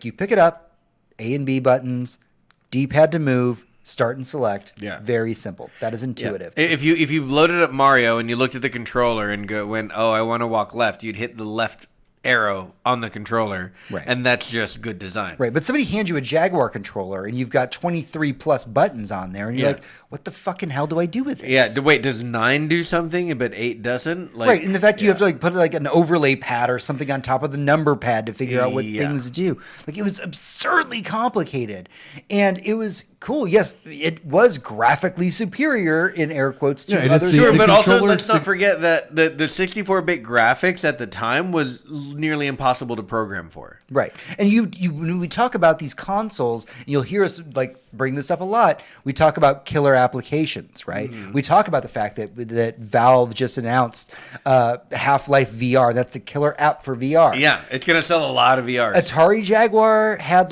Aliens versus Predator. Yeah. That was their only big, really huge game. And they just had no third-party support. Wait, and that was the 2D brawler, wasn't it? It was a third-person shooter. It was a third-person shooter, but it was pretty good, all things considered. Okay. It just wasn't as good as the PC game of the same. Oh, it was the PC. It was a port of the PC. No, it wasn't a port. It's its own thing. It's its own story. Its own. They plunked down the money for their own AVP game. Wow. It's a very unique thing, but when people say, why do you own a Jaguar? They say literally just because I wanted to play the first Predator. It's one of the definitive AVP games to ever exist. But there wasn't much outside of that. Then you have like the Sega Saturn, right? The Sega Saturn has this very sordid history. And I, if nothing else, love talking about video game history. Sega Saturn was cool, man. I'm sad about that. This entire boss room is basically just like a giant fellatio fest for me because I love talking about video game history and I love diving into it. And when you talk about the Sega Saturn, it was supposed to release on September 2nd, 1995, a week before the PlayStation. Yep. All right. Everybody was really excited. Sega's finally announcing their new console. Sega's doing something new, and then Sony's entering the game console for the first time. This is going to be crazy, y'all. Let's not forget that, like, we had seen other big companies like Jaguar and shit like that enter the console space and die. So when Sony released, said, "Hey, we're releasing a console," the people just laughed them out of the room. Yeah, and so I mean, rightly so because we already had the bubble for consoles had already burst once. Oh yeah, and you're like, you're gonna do what? We had see these other guys failing. Yeah, have fun. We had at least 2 video game related economic destructions already in American history. And so you have this idea that, you know, what they were calling Saturn Day, which was supposed to be September 2nd, 1995. That this console was supposed to come out and say, we knew nothing about the PlayStation other than what like EGM and stuff were reporting about. And so Sony was not a known quantity. Sega was. Correct. So Sega had been making a lot of shit for a lot of years. Here it is. But then E3, May 1995, months before the release date of the Saturn, Sega walks out on stage and says, "Here's the Sega Saturn." Showed a bunch of trailers. Everybody got excited. They were like, "Oh, this is the future of gaming." Knights looked cool. Knights looked fucking cool as shit. And then Sega went, "By the way, it's available right fucking now." Boom. There was a problem here because they surprised the audience by saying it's available now. But the retailers didn't know it was available right fucking now. They didn't have the console in stock when everybody was supposedly showing up to Toys R Us to get the console. Maybe they meant it's available right now, like at our booth. Like you can buy one from us. It's available right now if you drive to Best Buy in 2 weeks. Right. They declared that you could go to any store and pick up a Saturn day and date, and retailers were going, "But we don't. No, we don't have any. Where? Yeah. We're all preparing for the September launch, not the May launch." Yeah, we don't even have the Literally, we don't have any stock in stock. We don't have the technology to know where the trucks are that are bringing these to us. Yeah, there's no GPS. But the yet. Saturn the Saturn retailed for $100 more than the PlayStation did. And PlayStation has a history of doing that. Had a smaller library. Didn't have a definitive buy-in game from the get-go. And I love my Saturn, by the way. I am a fucking Saturn defender. But most of my games are Japanese, and most of them are fighting games. Yeah, and Knights was supposed to be their new Sonic in 3D, but it got a game and then it didn't have the... It got a game and a Christmas DLC for all intents and purposes. Go to Blockbuster, buy the disc. Yeah. That's it. And it's crazy to think about. But at the time, and I don't want to dive too deeply into this because I would spend my entire episode talking about it, there was a lot of mix-up going on with Sega at the time. Yep. You had different departments focusing on different things. One group was trying to keep the Genesis alive using the 32X, and they were hoping that would transition into the Saturn. You had the Saturn team working on the Saturn while almost near simultaneously, not at the exact same time, but pretty close to, you had a group working on the Dreamcast. Yep. And so you had 3 pieces of hardware, and Sega didn't know where to invest their money, which means if they couldn't invest it into third-party games, what games are coming out for the Saturn at that point? Yep. Nobody knew what the fuck Dragon Force was when it came out. I knew what it was because I love those kind of games, but nobody knew what the fuck that game was when it came out. Yeah, they didn't have that killer app, which is what we'll be talking about a lot. Yeah, that killer app just didn't exist for the Saturn. You crossed your fingers and hoped for something good, but just nothing came. I don't even remember renting a Saturn, honestly, because I a lot of my consoles, I had... Most people forget the Saturn exists. No, I've never interacted physically with a Saturn. I knew it existed. I saw the games. I saw them played on the internet. I love my Saturn so much. I love my Saturn so much. I have destroyed controllers, not because I threw them against walls, but because I played fighting games using the D-pad, and I've run my controllers into the ground because I have a mod chip for it, and I own every Capcom fighting game for the Saturn because they are literally arcade perfect. Nice. And like the hours I spent on Darkstalkers alone, I I'm angry that I can't just go out and buy another Saturn controller because I've run all of mine into the ground. Yep. I mean, you can. There's eBay, but they're like $100. Yeah, I was gonna say at this they're not point exactly they're cheap. They're vintage, you know. No, it's I never got to play a Saturn. I don't think. I think I may be at your house years later. You played Puzzle Fighter with us. Super Puzzle Fighter is what we used to play together. I remember playing that on the Dreamcast, though. No, we used to play it on Saturn. Was it the Saturn we played that on? Yeah. I swear we played that on the Dreamcast. I've spent plenty of time with the Dreamcast. Yeah, and I didn't actually put that. I didn't even actually put that on the list. See, I was going to say the Dreamcast is on my list of ones that it failed. It killed the company because of how it worked. It didn't and have. I was stupid excited for the Dreamcast. It's not Sega's fault. Dreamcast was a good console. Oh no, it was never ever going to compete with the PlayStation 2. It was just not designed that way. It was going to be It was murdered. the first true 3D open game. When it's not the Sonic game, the game that came out with it was the first true open world wander around and do 3D shit game. Sonic game. 3D Sonic game. It was the first game that was like that, and it was fucking amazing. The Dreamcast, I have such fond memories of it. Like when I hear the song, I will remember you. I think of the Dreamcast. Can you name the date of any console's actual release? No, except for the Dreamcast. Except for the Dreamcast. I can name you the exact date the Dreamcast released.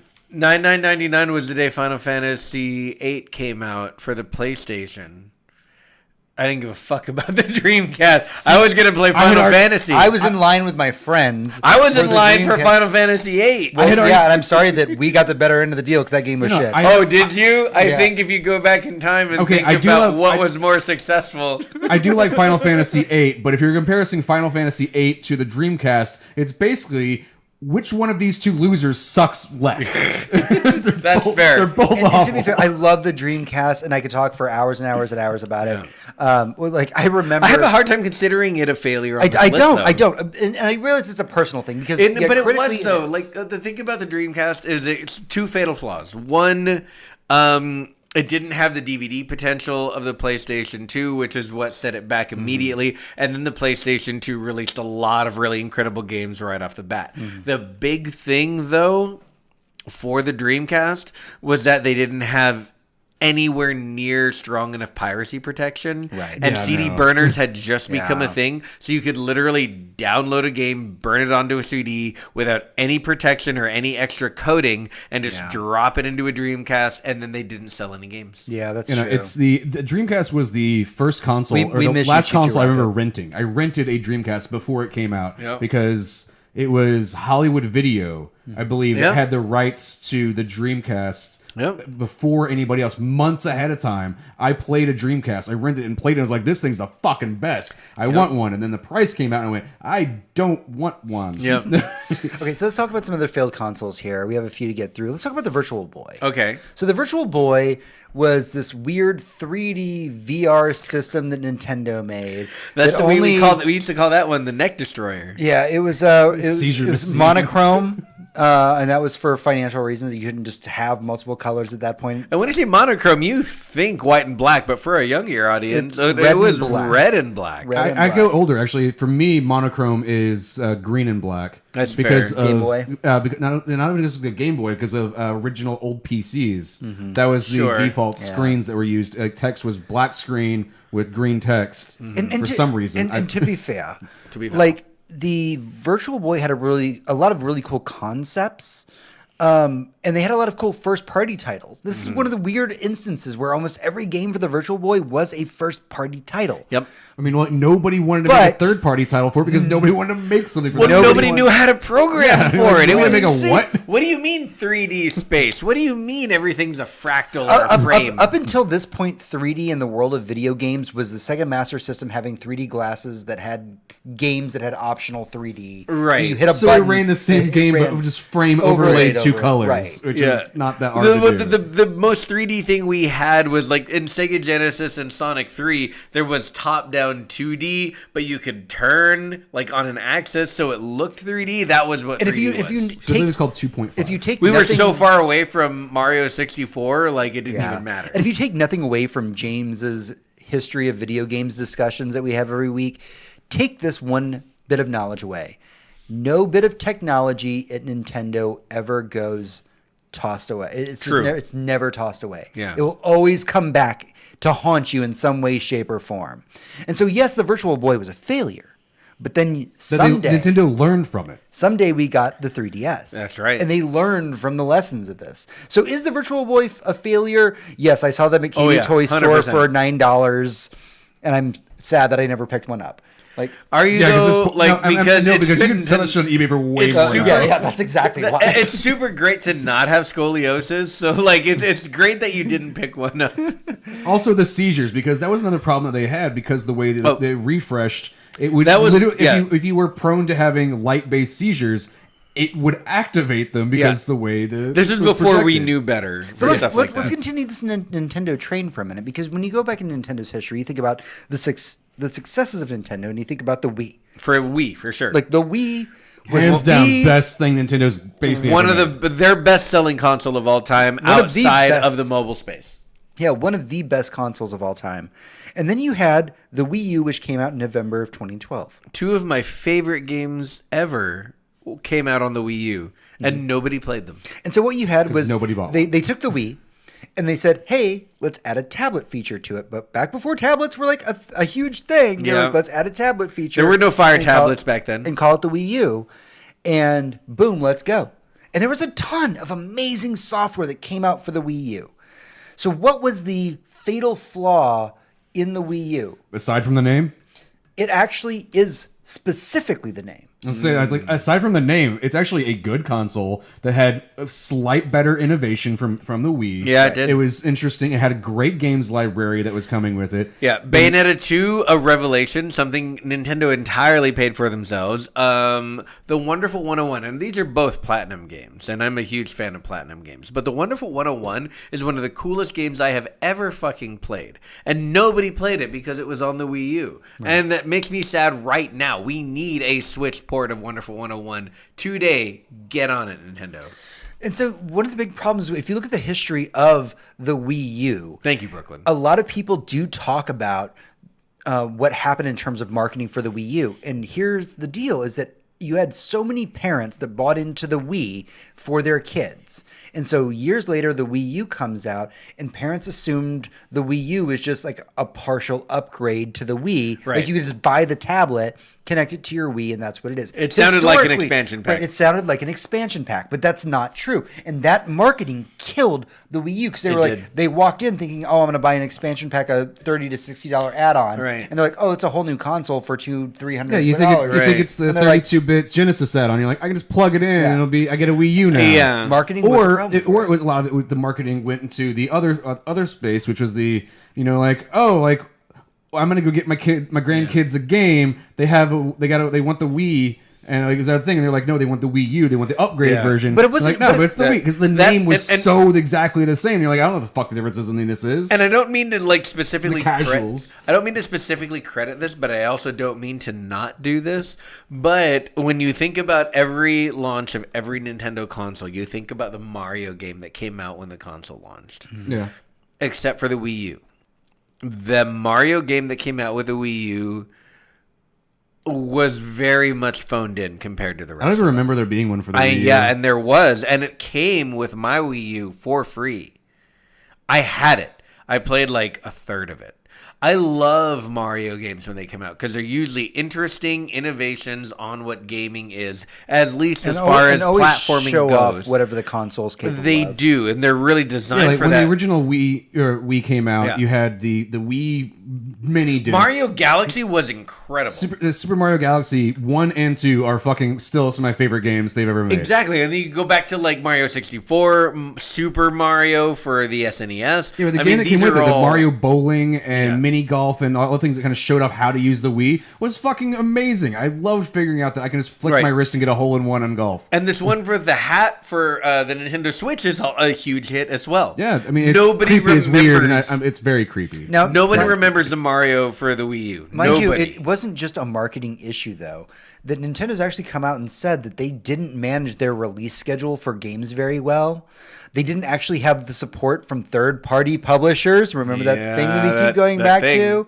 And so there was giant gaps in the Wii U's like timeline where there just was no games coming out. All the for third-party companies were still making hand over fist money making games for the Wii.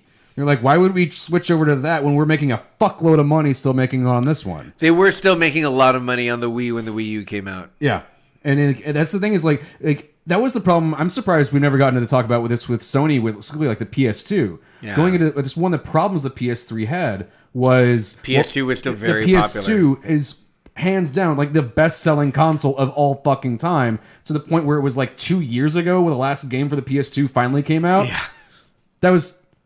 We've had 2 consoles since then. Yes, we have. No, it's insane. Can we just point? Brooklyn's making an excellent point in chat. Just Dance 2020 is still being released for the Wii. Yep. Yes, it is. It is like the Just only Dance game. is still somehow a game franchise.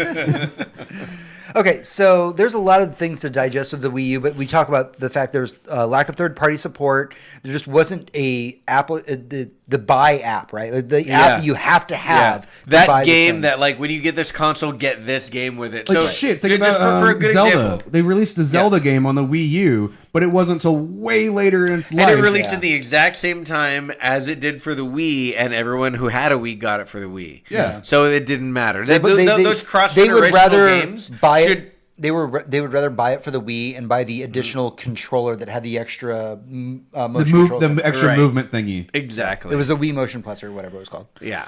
You'd rather, because it would cost you less than buying the whole new console to buy the one game that you wanted to play. Yep. Yeah, that's the problem I had with a lot of these idea of like, well, if you buy it, if you get it on this one or releasing it between generations, it forces people. It's good because it keeps people who aren't early adopters to be. You can still have kind of the same experience, but you're biting yourself in the foot by not going. The only way to play Zelda is on the Wii U. Yeah. And those killer apps are so important because let's not forget one of the main reasons I bought a Wii U was for the next version of Smash Brothers. I know. And Smash Brothers Brawl was the most universally hated version of Smash ever.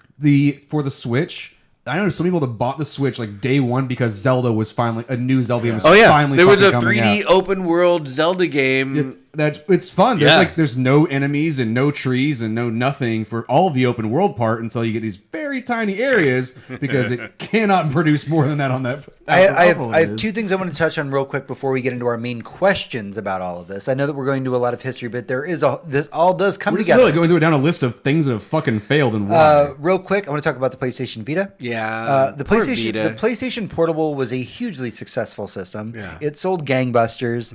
It sold tons of units both in America and in Japan. I had a PSP and so did my girlfriend. World. Yeah. The PSP was pre-smartphone. You wanted to carry around a movie with you. You can carry a movie with you and walk around and do shit. Yeah. I had the Dark Crystal on UMD. Nice. Mm-hmm. That's fucking cool. And then the PlayStation Vita hit, and it just, it was bad. Smartphones happened. Yeah, smartphones had happened since then. And so the games that were coming out weren't unique. And by the way, I'm gonna die on this hill as well.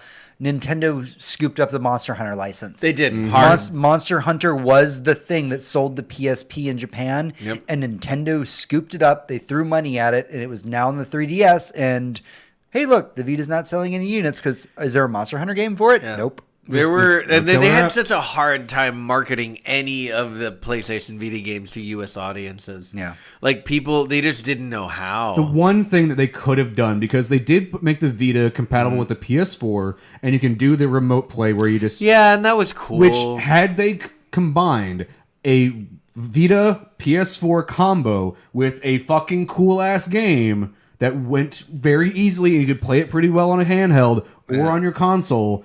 If they had done that, the Vita would probably still be around. Yeah, they really but did they need that. Never did that. They never never happened. bundled, and the bundle was what would have saved it. At least continued it on for the year. The most interesting thing I ever saw happen, on a PlayStation Vita was somebody playing Warframe on it on their PlayStation 4, like remotely at work. Yeah, and I was like, you know what, that's pretty neat. That's not a good enough reason for me to buy Vita. Back in the Destiny 1 days, a lot of people have played Destiny 1 on their Vita because because I can go to Xur on a Friday at work. Yeah, they can be like, I can log into the thing and do the thing, yeah. and it worked pretty well. If you actually wanted to go into PvP, no, that was horribly laggy and a piece of shit and didn't want to work at all. Wait, but was there a God Eater on the PS Vita? Yeah. That's hilarious. And so there's at least one more piece of hardware that we needed to talk about, and that's the Ouya. And I bring this up specifically because this is a piece of hardware that at the earliest episodes that we've ever made of this podcast. I remember it, us having a conversation at your old apartment, sitting around a table, kind of like we are right now, drinking and trying to figure out what is the correct pronunciation of the Ouya. It's Ouya. So when I was going with I think it's like it's the Kool-Aid Man. It's like Ouya. Ouya. Yeah, I like it. When Guttural. we very first started this podcast, it was me and Tony sitting in my living room, not at a fancy table, not with a mixer and fancy webcams, but with a really crappy webcam. And that was it. I think we turned over a trash can and set the webcam on. Yeah, we had to put I put a That was our trash can microphone. down to set the webcam on. I used the webcam inside of Audacity to record all the audio. Not anywhere near close to it. Like we were over here. It was bad. And also we just got awful. so It drunk was that we awful. couldn't even understand us. Yeah. But Let's not forget, we're still using Audacity. And we're still using a shitty fucking webcam. and But at least we're using it for the webcam purposes. Yeah. The Ouya was a console that was released in 2013. It was a Kickstarter console. It was supposed to be the free, developer-friendly console of the future. Yeah, Correct. it was going to run Android, so we It could wanted to be open source for video games. Yeah. Yep. Which is just very, very, very few also people will wanted to make be- a video it game out also- of the kindness of their hearts. But it also wanted to be very low cost at the same time. Right. It wanted to be, hey, you can buy $100 thing that anybody can develop whatever they want for. yeah, I and feel just like go with it. It was trying to be And that sounds like a grand idea. the luxury version of a Raspberry Pi It really or was. something like that's that. what it was trying to be. Yeah. Yeah, absolutely. We build a very simple OS. Anybody can program for it. It isn't going to be, something that you have to invest millions of dollars to put your game out on. So Brooklyn just said it's still my favorite console to play Broken Age on, and I can't tell if he's making a joke or not But I mean, because of Broken Age. the Ouya was the a Ouya? console that had a lot of potential, but again, as we've been saying time and time again, lack of either first or third party support. The Ouya was a console that was released as a console. It didn't have a Mario.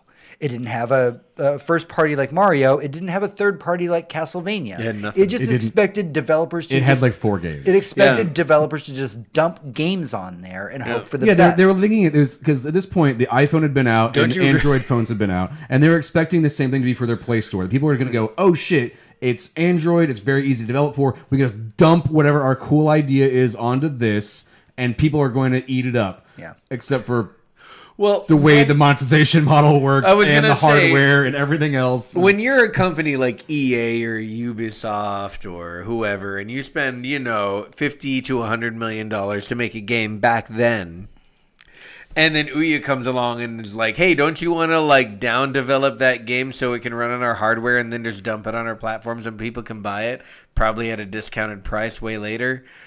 No, I don't want to. Yeah. I don't want to spend that Don't money you- in development. Don't you wish you were hot like me? Yeah, no, it's like, And they all go, I'm not "We do going back and not." re-releasing Phantasy Star Online for the Ouya because Yeah. that sounds like a fucking pain in the ass for you to make because I'm only going to sell 20 copies. Don't of it. forget how hard it has been over the last decade, maybe 2 decades, to pry remasters out of developers' hands. That's true. Because People are going they're afraid that they're going to spend the time and money to remaster a video game and up-res the graphics and not make any money on it. Yeah, that's You know, very, very that was the true. thing is I bought Disney's when they re-released the DuckTales game. Yeah, And that they- DuckTales game is fucking They sweet. released the So HD good. version of it, and it's fucking great. And I'm glad I spent so good. $15 on it. Oh, yeah. But now they have a package with Oh, yeah. other games where you can buy that, and it's like $15, and you get the HD remaster of that one game. But you also get just the regular ass. Yeah. We ported it over the games. of NES other- version, for all intents of and all these purposes. of like 4 other games, and they suck in compared to the HD one. But they did not make near as much money as they hoped on the HD version, Right. Because it took time and energy to take something that is in an archaic ass format compared to what modern fucking game design or Right. game programming is. Yeah. And Okay.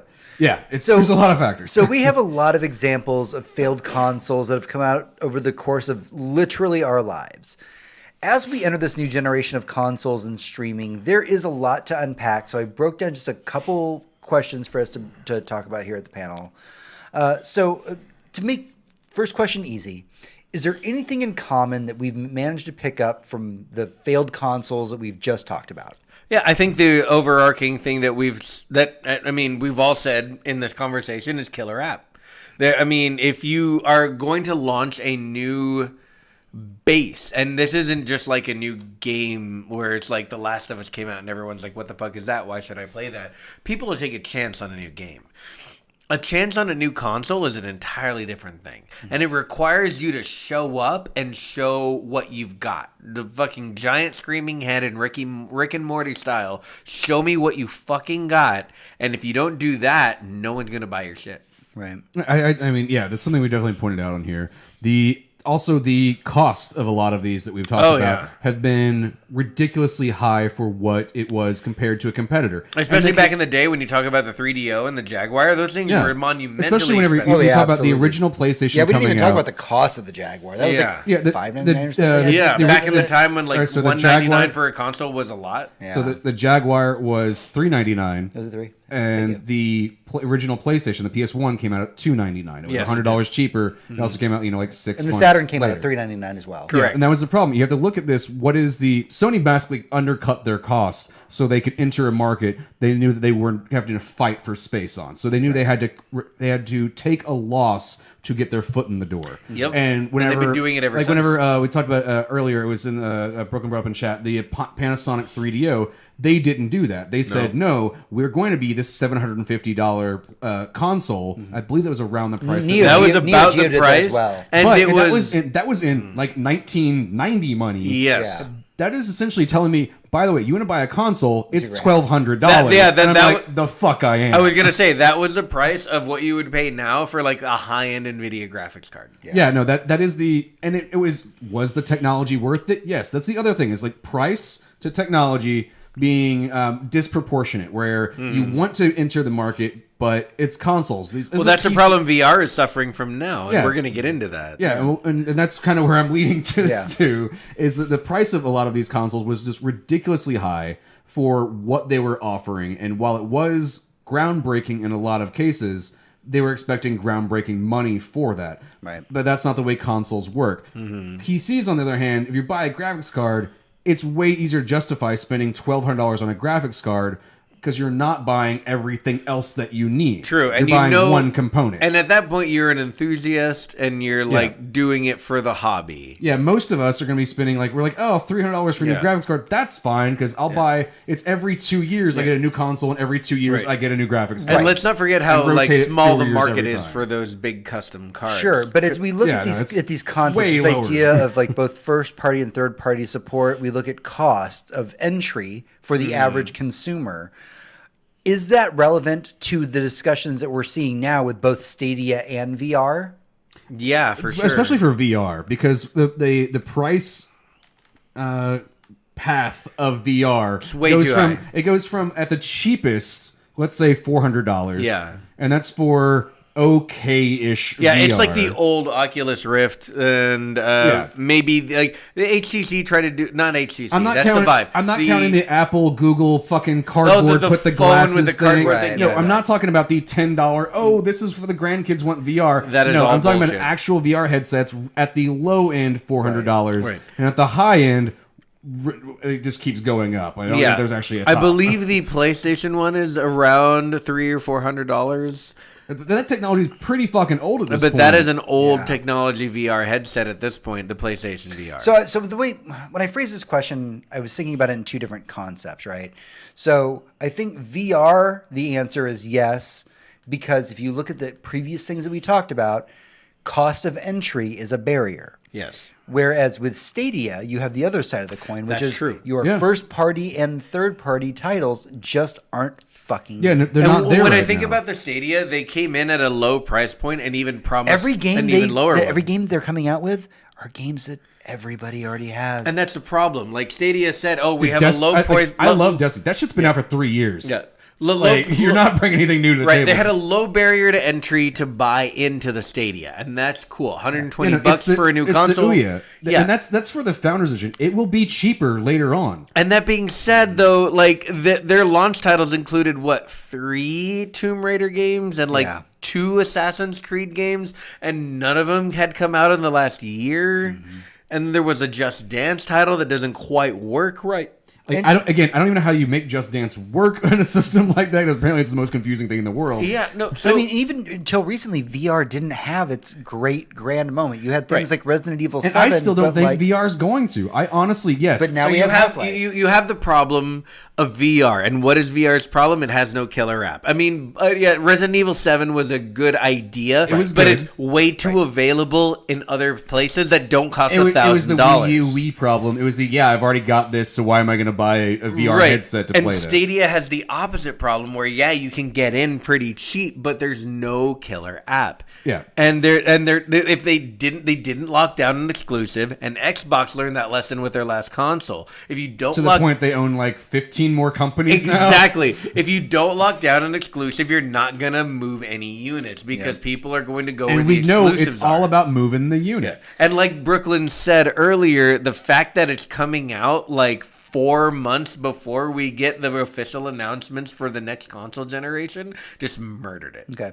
So we have 2 more questions to answer really fast before we wrap up. Do we think either of these technologies, the Stadia and VR, have the ability to recover from the place they are in right now with new consoles right around the corner? Stadia, no. Stadia is over. Stadia will never be a thing. Stadia is not going to be I really don't feel like it's going to be going anywhere in the next if next year...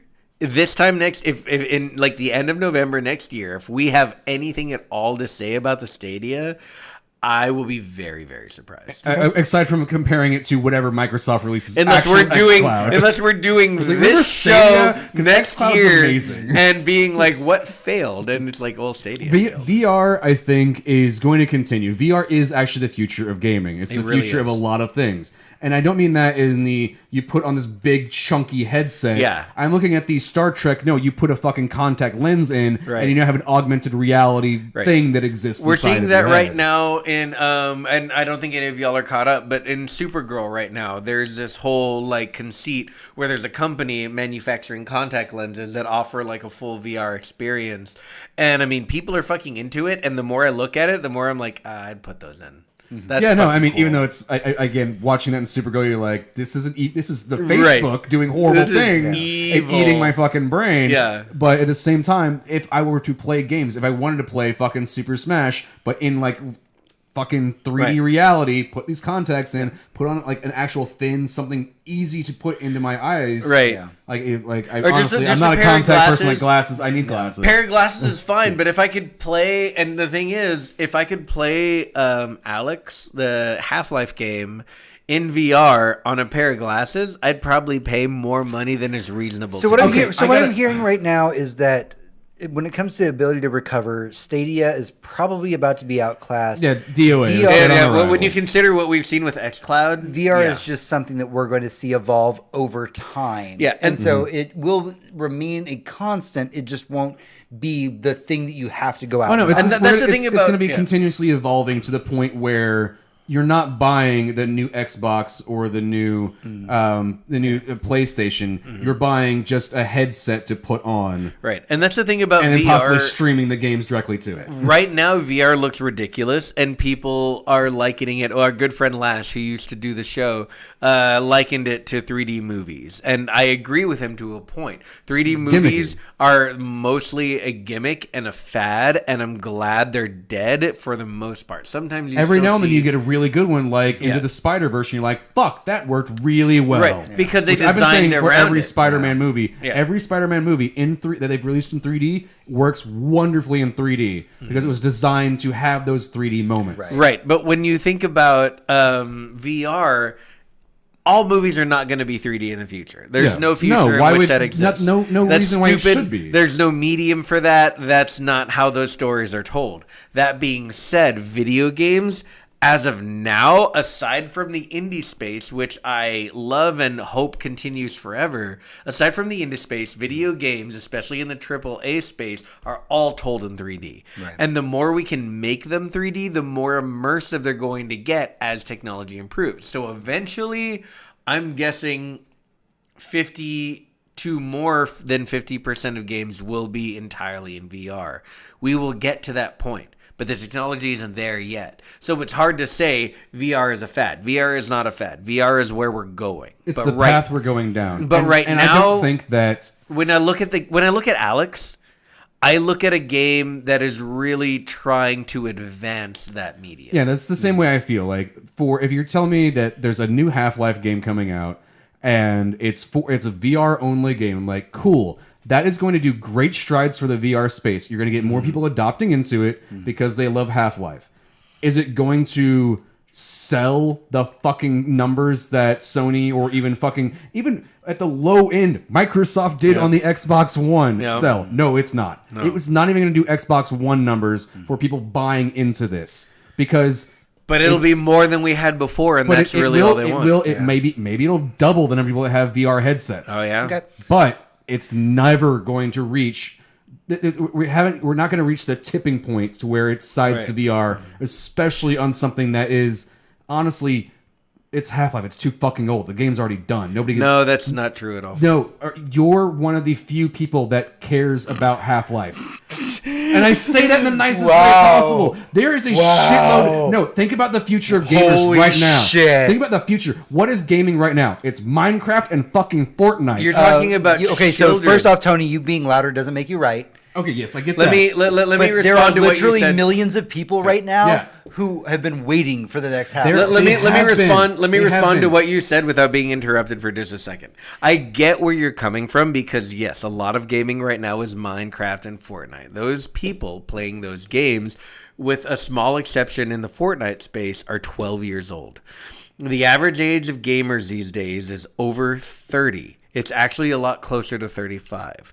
All of the people my age, our age, with the exception of James, played Half-Life 2 and really loved it. I thought you were going to call me old for a second. No, you're just making fun of me for hating Half-Life. Yeah. The gaming space of people who enjoyed Half-Life and love Half-Life is, in fact, at this point, the demographic of gamers probably between about 20 and 35. That is a fuck ton of the gaming market. Throwing out a new Half-Life now isn't too little too late. It's the fucking like siren song for us to join the future by releasing it in VR. And while that call might not land on all the ears, which it's not going to because it's a very expensive buy-in, the fact that we're this age now and can afford, if we try, to buy a VR set and really get into it is honestly a really perfect marketing move. I do agree. Like, all right, so this thing is, I've been playing devil's advocate on this shit. No. I know. I totally agree with you on that. But my devil's advocate side is going, well, yes, right now that is the average age, but you have to look at the future of gaming, and that is a younger audience. It is. And that younger audience doesn't give a fuck about Half-Life. No, but they will adopt into VR early because they're young and naive and don't know things like there's not a lot of games. So you're saying is we need to do like the cigarette industry and convince them. You're missing the actual thing that links both of your arguments together. Okay. And that is, it is the parents who loved Half-Life growing up that want to buy this VR headset, and they don't want to waste $1,000 on just buying a single game for themselves. So you know what? They buy some games for their kids who then get to use that VR headset, who then become the next generation of game developers who develop for VR and then move that piece forward. You make a really good point there, because all of the friends that I have that are parents these days that are my age have really fond memories of growing up playing video games and want to replicate that for their children. I think we're in there. With one exception, there have been multiple studies on this already, which is the point of why Nintendo actually releases 3DSs that aren't 3D. That 3D environments for children is actually hugely detrimental to their eyes. And so they should never be using VR headsets. We're going to not get into this discussion. We have one more question. We have to knock it out real fast so we can wrap up the show. It's getting a little bit late. If you had any suggestions to give to various VR companies or even Stadia creators, what is your one statement you would give to them? Hector, start with you. So Stadia, I have no advice for. You launched too early. Mm-hmm. I don't see how you can't pull a Ubisoft on this and like cancel the product and come back with it in a year. Nobody will care. Xbox xCloud will be out. If my fingers are crossed hard enough, Sony will have something in the cloud space by then. Stadia, just Google, just kill your project. You've done it before. You're good at it. VR, just keep keeping on. I would say focus your attention, and this goes double for everyone who saw what happened with the PlayStation 4. Focus your attention on making games not that are familiar for other console gamers, and it's like, oh, let's make Horizon Zero Dawn in VR, let's make Resident Evil in VR, let's make Half-Life in VR, even though it looks pretty cool, and so was Resident Evil. Make a game 100% designed around the VR experience, and there's a lot of space there to explore. There's a lot of cool things you can do. I've seen really interesting VR concepts involving Harry Potter and waving a wand around, and I would be fucking there for it. There's a lot of things you can do with VR games that need to be creative and unique, and that will sell your VR. Okay. Tony. I didn't mean to cut you off when I said no, you're good. I was just kind of like jumping. It's like keep on keeping on. That's what I mean. It's like keep working on those ideas. But work on VR. Yeah, but specifically VR ideas. Like keep coming up with more VR ideas and more VR games, and keep working down that path. And you get to have more fun stuff coming out. Right. As for Stadia, yeah, dude, Google, do what you do best and cancel it. Just do that. You would have saved yourself a lot of money if you'd done that 6 months ago. The only thing I can imagine happening on the Stadia that will save it is them releasing like 5 really awesome exclusives or something. Yeah, and that's not going to happen. But they would have to throw money at the problem.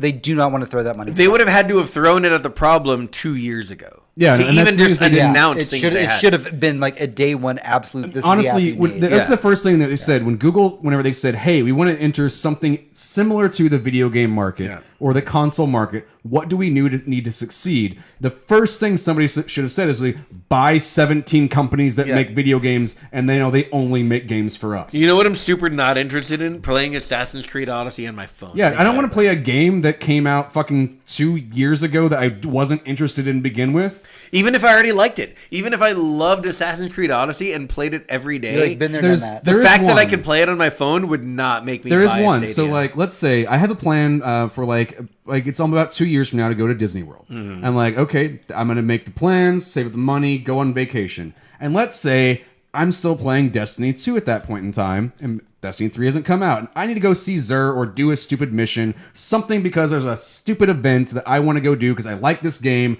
and I'm in Florida and not next to my console. Mm-hmm. I will pay $5 to Google and say, "Hey, Google, I will Stadia this on a laptop or a tablet and go do the thing," and then immediately go, "Fuck off, I don't need you ever around me again, go away." Yeah. Because it's going to suck based on internet connection. It's going to suck because there's not a game library. They just happen to have the one game that I like playing right now. You know what Stadia would be great for is if it somehow interfaced with all of our Steam saves, all of our Xbox saves, all of our PlayStation saves. If we could literally take those consoles and be like, "Hey, Stadia, connect to my PlayStation and load up some Death Stranding. Right. I'm in a hotel on business, but I really want to complete a few deliveries right here in my hotel TV." Funny enough, I actually thought about charging up my Vita the other day because I was like, I really want to run some deliveries, but I just want to watch some fucking TV while I do it. Yeah. Like, just fucking do Death Stranding on my Vita. And that's what the Stadia should have been. It should have been the Vita for every console. And they could have made that deal, and they could have made that platform, and that would be a space that Google can just own for video games. It's like we stream any of the games you play. Yeah, we've talked about this to your the phone, other day. To the your idea of TV, having whatever. A universal place, a place where you can go to that is going to have access to all of your shit. is the dream, right? Yeah, and I realize Google that's hard. can make the dream happen, but they just, fell on their face. And I do want to talk more about one console future, but I want to save that specifically for a new boss room that's going to be upcoming around the corner.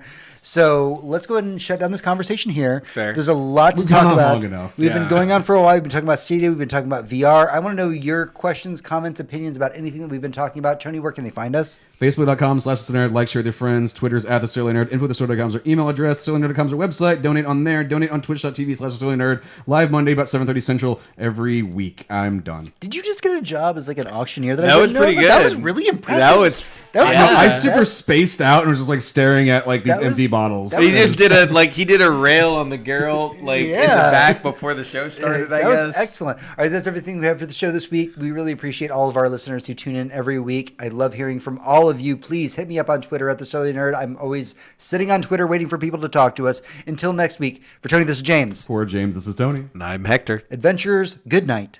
And good game. There, I found the mouse. Nice. Thank you guys Trails so make much. this so much easier to Thank see you where so I'm much, everybody. Yeah, you guys were awesome today. Yeah, seriously appreciate I like everybody's that feedback. Also, our chatbot actually like banned Brooklyn for like a hot second. Oh, did it? Yeah. Did he comment too much? Yes, he commented too much. That's funny. That the chatbot was like, "No, you talked enough." If he's gonna comment too much, it should be about the Wonderful 101, the greatest game Platinum has ever made. Sorry for cutting off. Oh no! I didn't even notice. In here, like in the honestly. microphones, it all sounds like it's evened out. So the thing about porn obviously, but VR porn is already a thing. You can literally fucking awful. You can get on Pornhub right now and look up VR porn, and there it is. It's there ready for you, and it'll play if you don't have a VR headset on, just in their normal window, honestly, because Pornhub knows their audience. All right, so this is going to be combining a bunch of things that I'm interested in together. VR theme parks. Not only are theme parks using are seeing that virtual reality is going to be the future of a lot of things, because they're the only ones that can actually make the haptic machines to move us around. I was going to say it's less expensive than making a whole thing. But the idea that they can then take that experience and say, we'll sell it to you for $60 a day just to put this on, and you could wander around the parks and be part of it and experience that.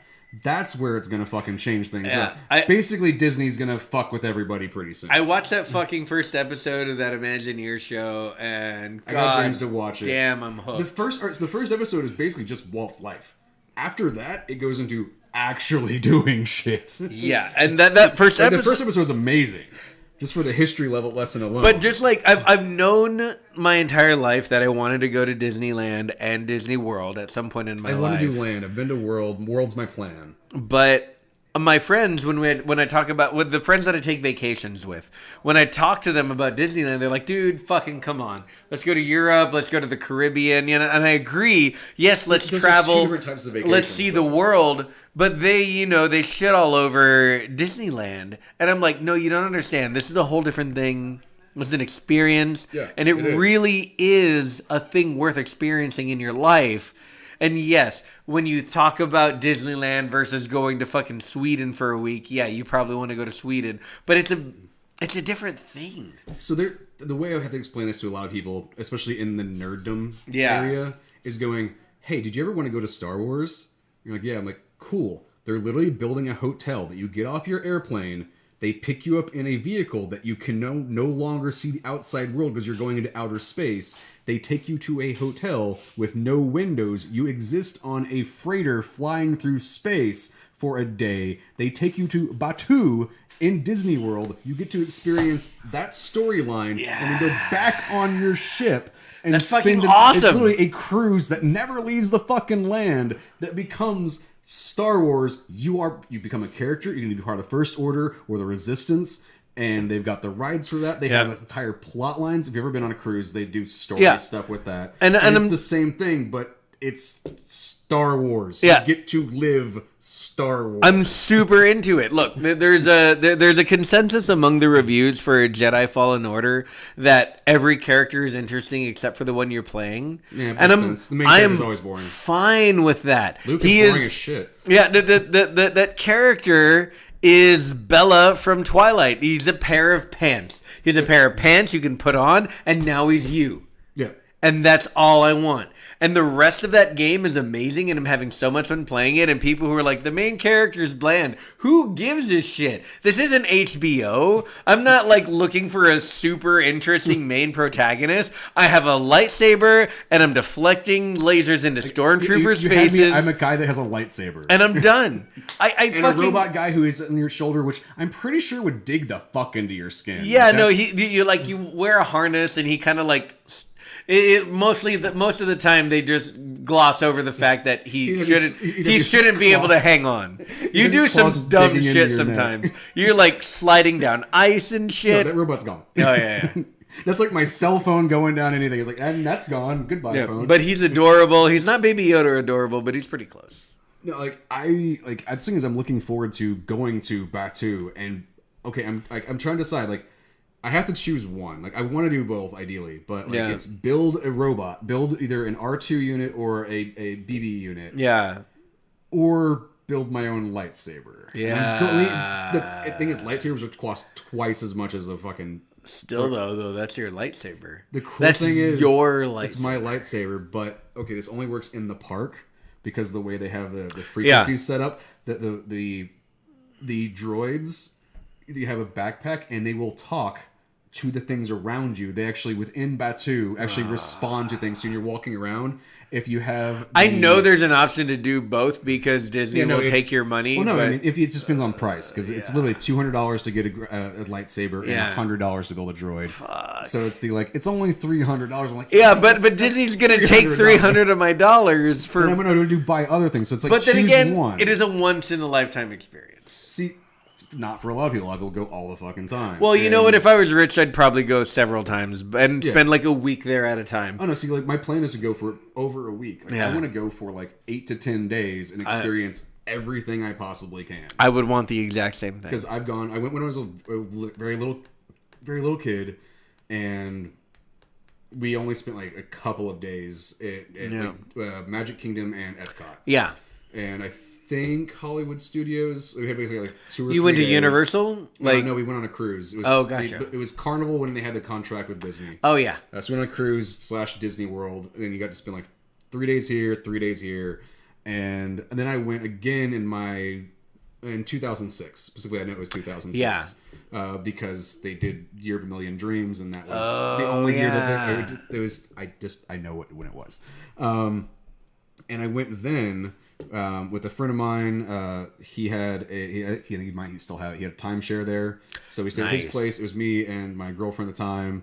We went and spent like 4 days at Disney World and like a day at Universal. That's when they only had like one park though. Yeah, it was like Jaws. And it was fun. Yeah, and I had a great time. We spent every night at Epcot because specifically I only go during October because it's during the Food and Wine Festival. And if you have Park Hopper, it goes cool. Done with that, going to spend like another 2 more hours over in Epcot and hanging out, drinking beer, and watching fireworks. Damn right. Because fuck off, why the hell not? And also October's when they have all the Halloween stuff up, and now I'm going to go to Mickey's Not So Scary Halloween Party because you get all you can eat candy. That's a separate ticket. Yep. No, I've spent way too much time thinking about this stuff too. Like I literally have documents planned out. That's how you end up. How much I have to save. I've been planning out like the hotels and stuff, and seeing the future of virtual reality and how they're doing the Imagineering stuff, and spending a lot of time looking at the history of existing rides and the possible plans for future rides is something that I spent literally fucking hours looking at like every week. And you can tell that virtual reality or something similar to a 3D virtual experience, whether it be through traditional kind of current technology 3D lenses that you put on, they're about to open up. It opens up first at Disney World, and then will open up in Disneyland, the second part of the Star Wars land. Right now they have Smuggler's Run, where you're actually in the Millennium Falcon. You go do a run. And they have like the full scale model Millennium Falcon. That is the Millennium. You get in the. It Millennium is Falcon. they built the and Millennium Falcon. One of my funnest cool parts about it. So when you're doing Smuggler's Run, the run you do is entirely dependent on the other people doing their jobs at their stations. Yeah. And if you all fuck up, the ship takes a lot of damage, and when you leave, you go down a damaged hallway where things are smoking and panels have fallen off and everything has burn marks on it. That's and fucking if you awesome. do a good job, it doesn't have those things. Like that's the cool part about it. But the next one, the Rise of Resistance ride, the one where you actually go into like a Star Destroyer and you have AT-ATs like walking past you. Yeah. They've already shown off part of it where they have like 70 fucking stormtroopers staying there waiting, in which some of which are animatronics. You can see them like shift and move, and like they're holding their guns, and like they'll turn their heads and shit. Yeah, and then it's truly going into Star Wars. Yeah, no, watching the animatronics in that first episode of the Imagineers show, like I'd never seen those before, and like looking at them, I'm like, I can't wait for you to see some of the stuff they've been making recently. They literally created like Belle from Beauty and the Beast, and with the big eyes and everything, and moving around and everything with a projection system. That's so They creepy. created animatronic with a projection, and then what they did for Pandora. Yeah, you remember the giant fucking like 8 foot tall fucking blue the people? Na'vi, yeah, the Na'vis. They have those. There's a Na'vi doing fucking magic spells and shit underneath floating fucking giant rocks that you go through. I gotta go to Disneyland World, whatever. Disney World. I'll go to Disney World. I want to go to Disneyland, but anyway, so not Roller Coaster Tycoon, but there actually is on Xbox Game Pass Disneyland, the game where you actually can go through all of Disneyland. It actually is to scale. Oh, and go on the rides. Like, it's legit. You want to go to Disneyland's Pirates of the Caribbean? Cool. You just walk down that fucking way and you go to Disneyland's Pirates of the Caribbean. Wow. You go to the, I don't think they have everything because the game came out in like 2007. Right. So it's just a game they have on Game Pass. But still, it's like, it's fucking amazing. All right, I'm done ranting enough about how much I think fucking we're love good. Disney shit. Thank you so much, Internet, for hanging out with us. No, guys. We'll see Brooklyn, let me know if week. you want to try out xCloud. So, and then I'll give you like my password or whatever.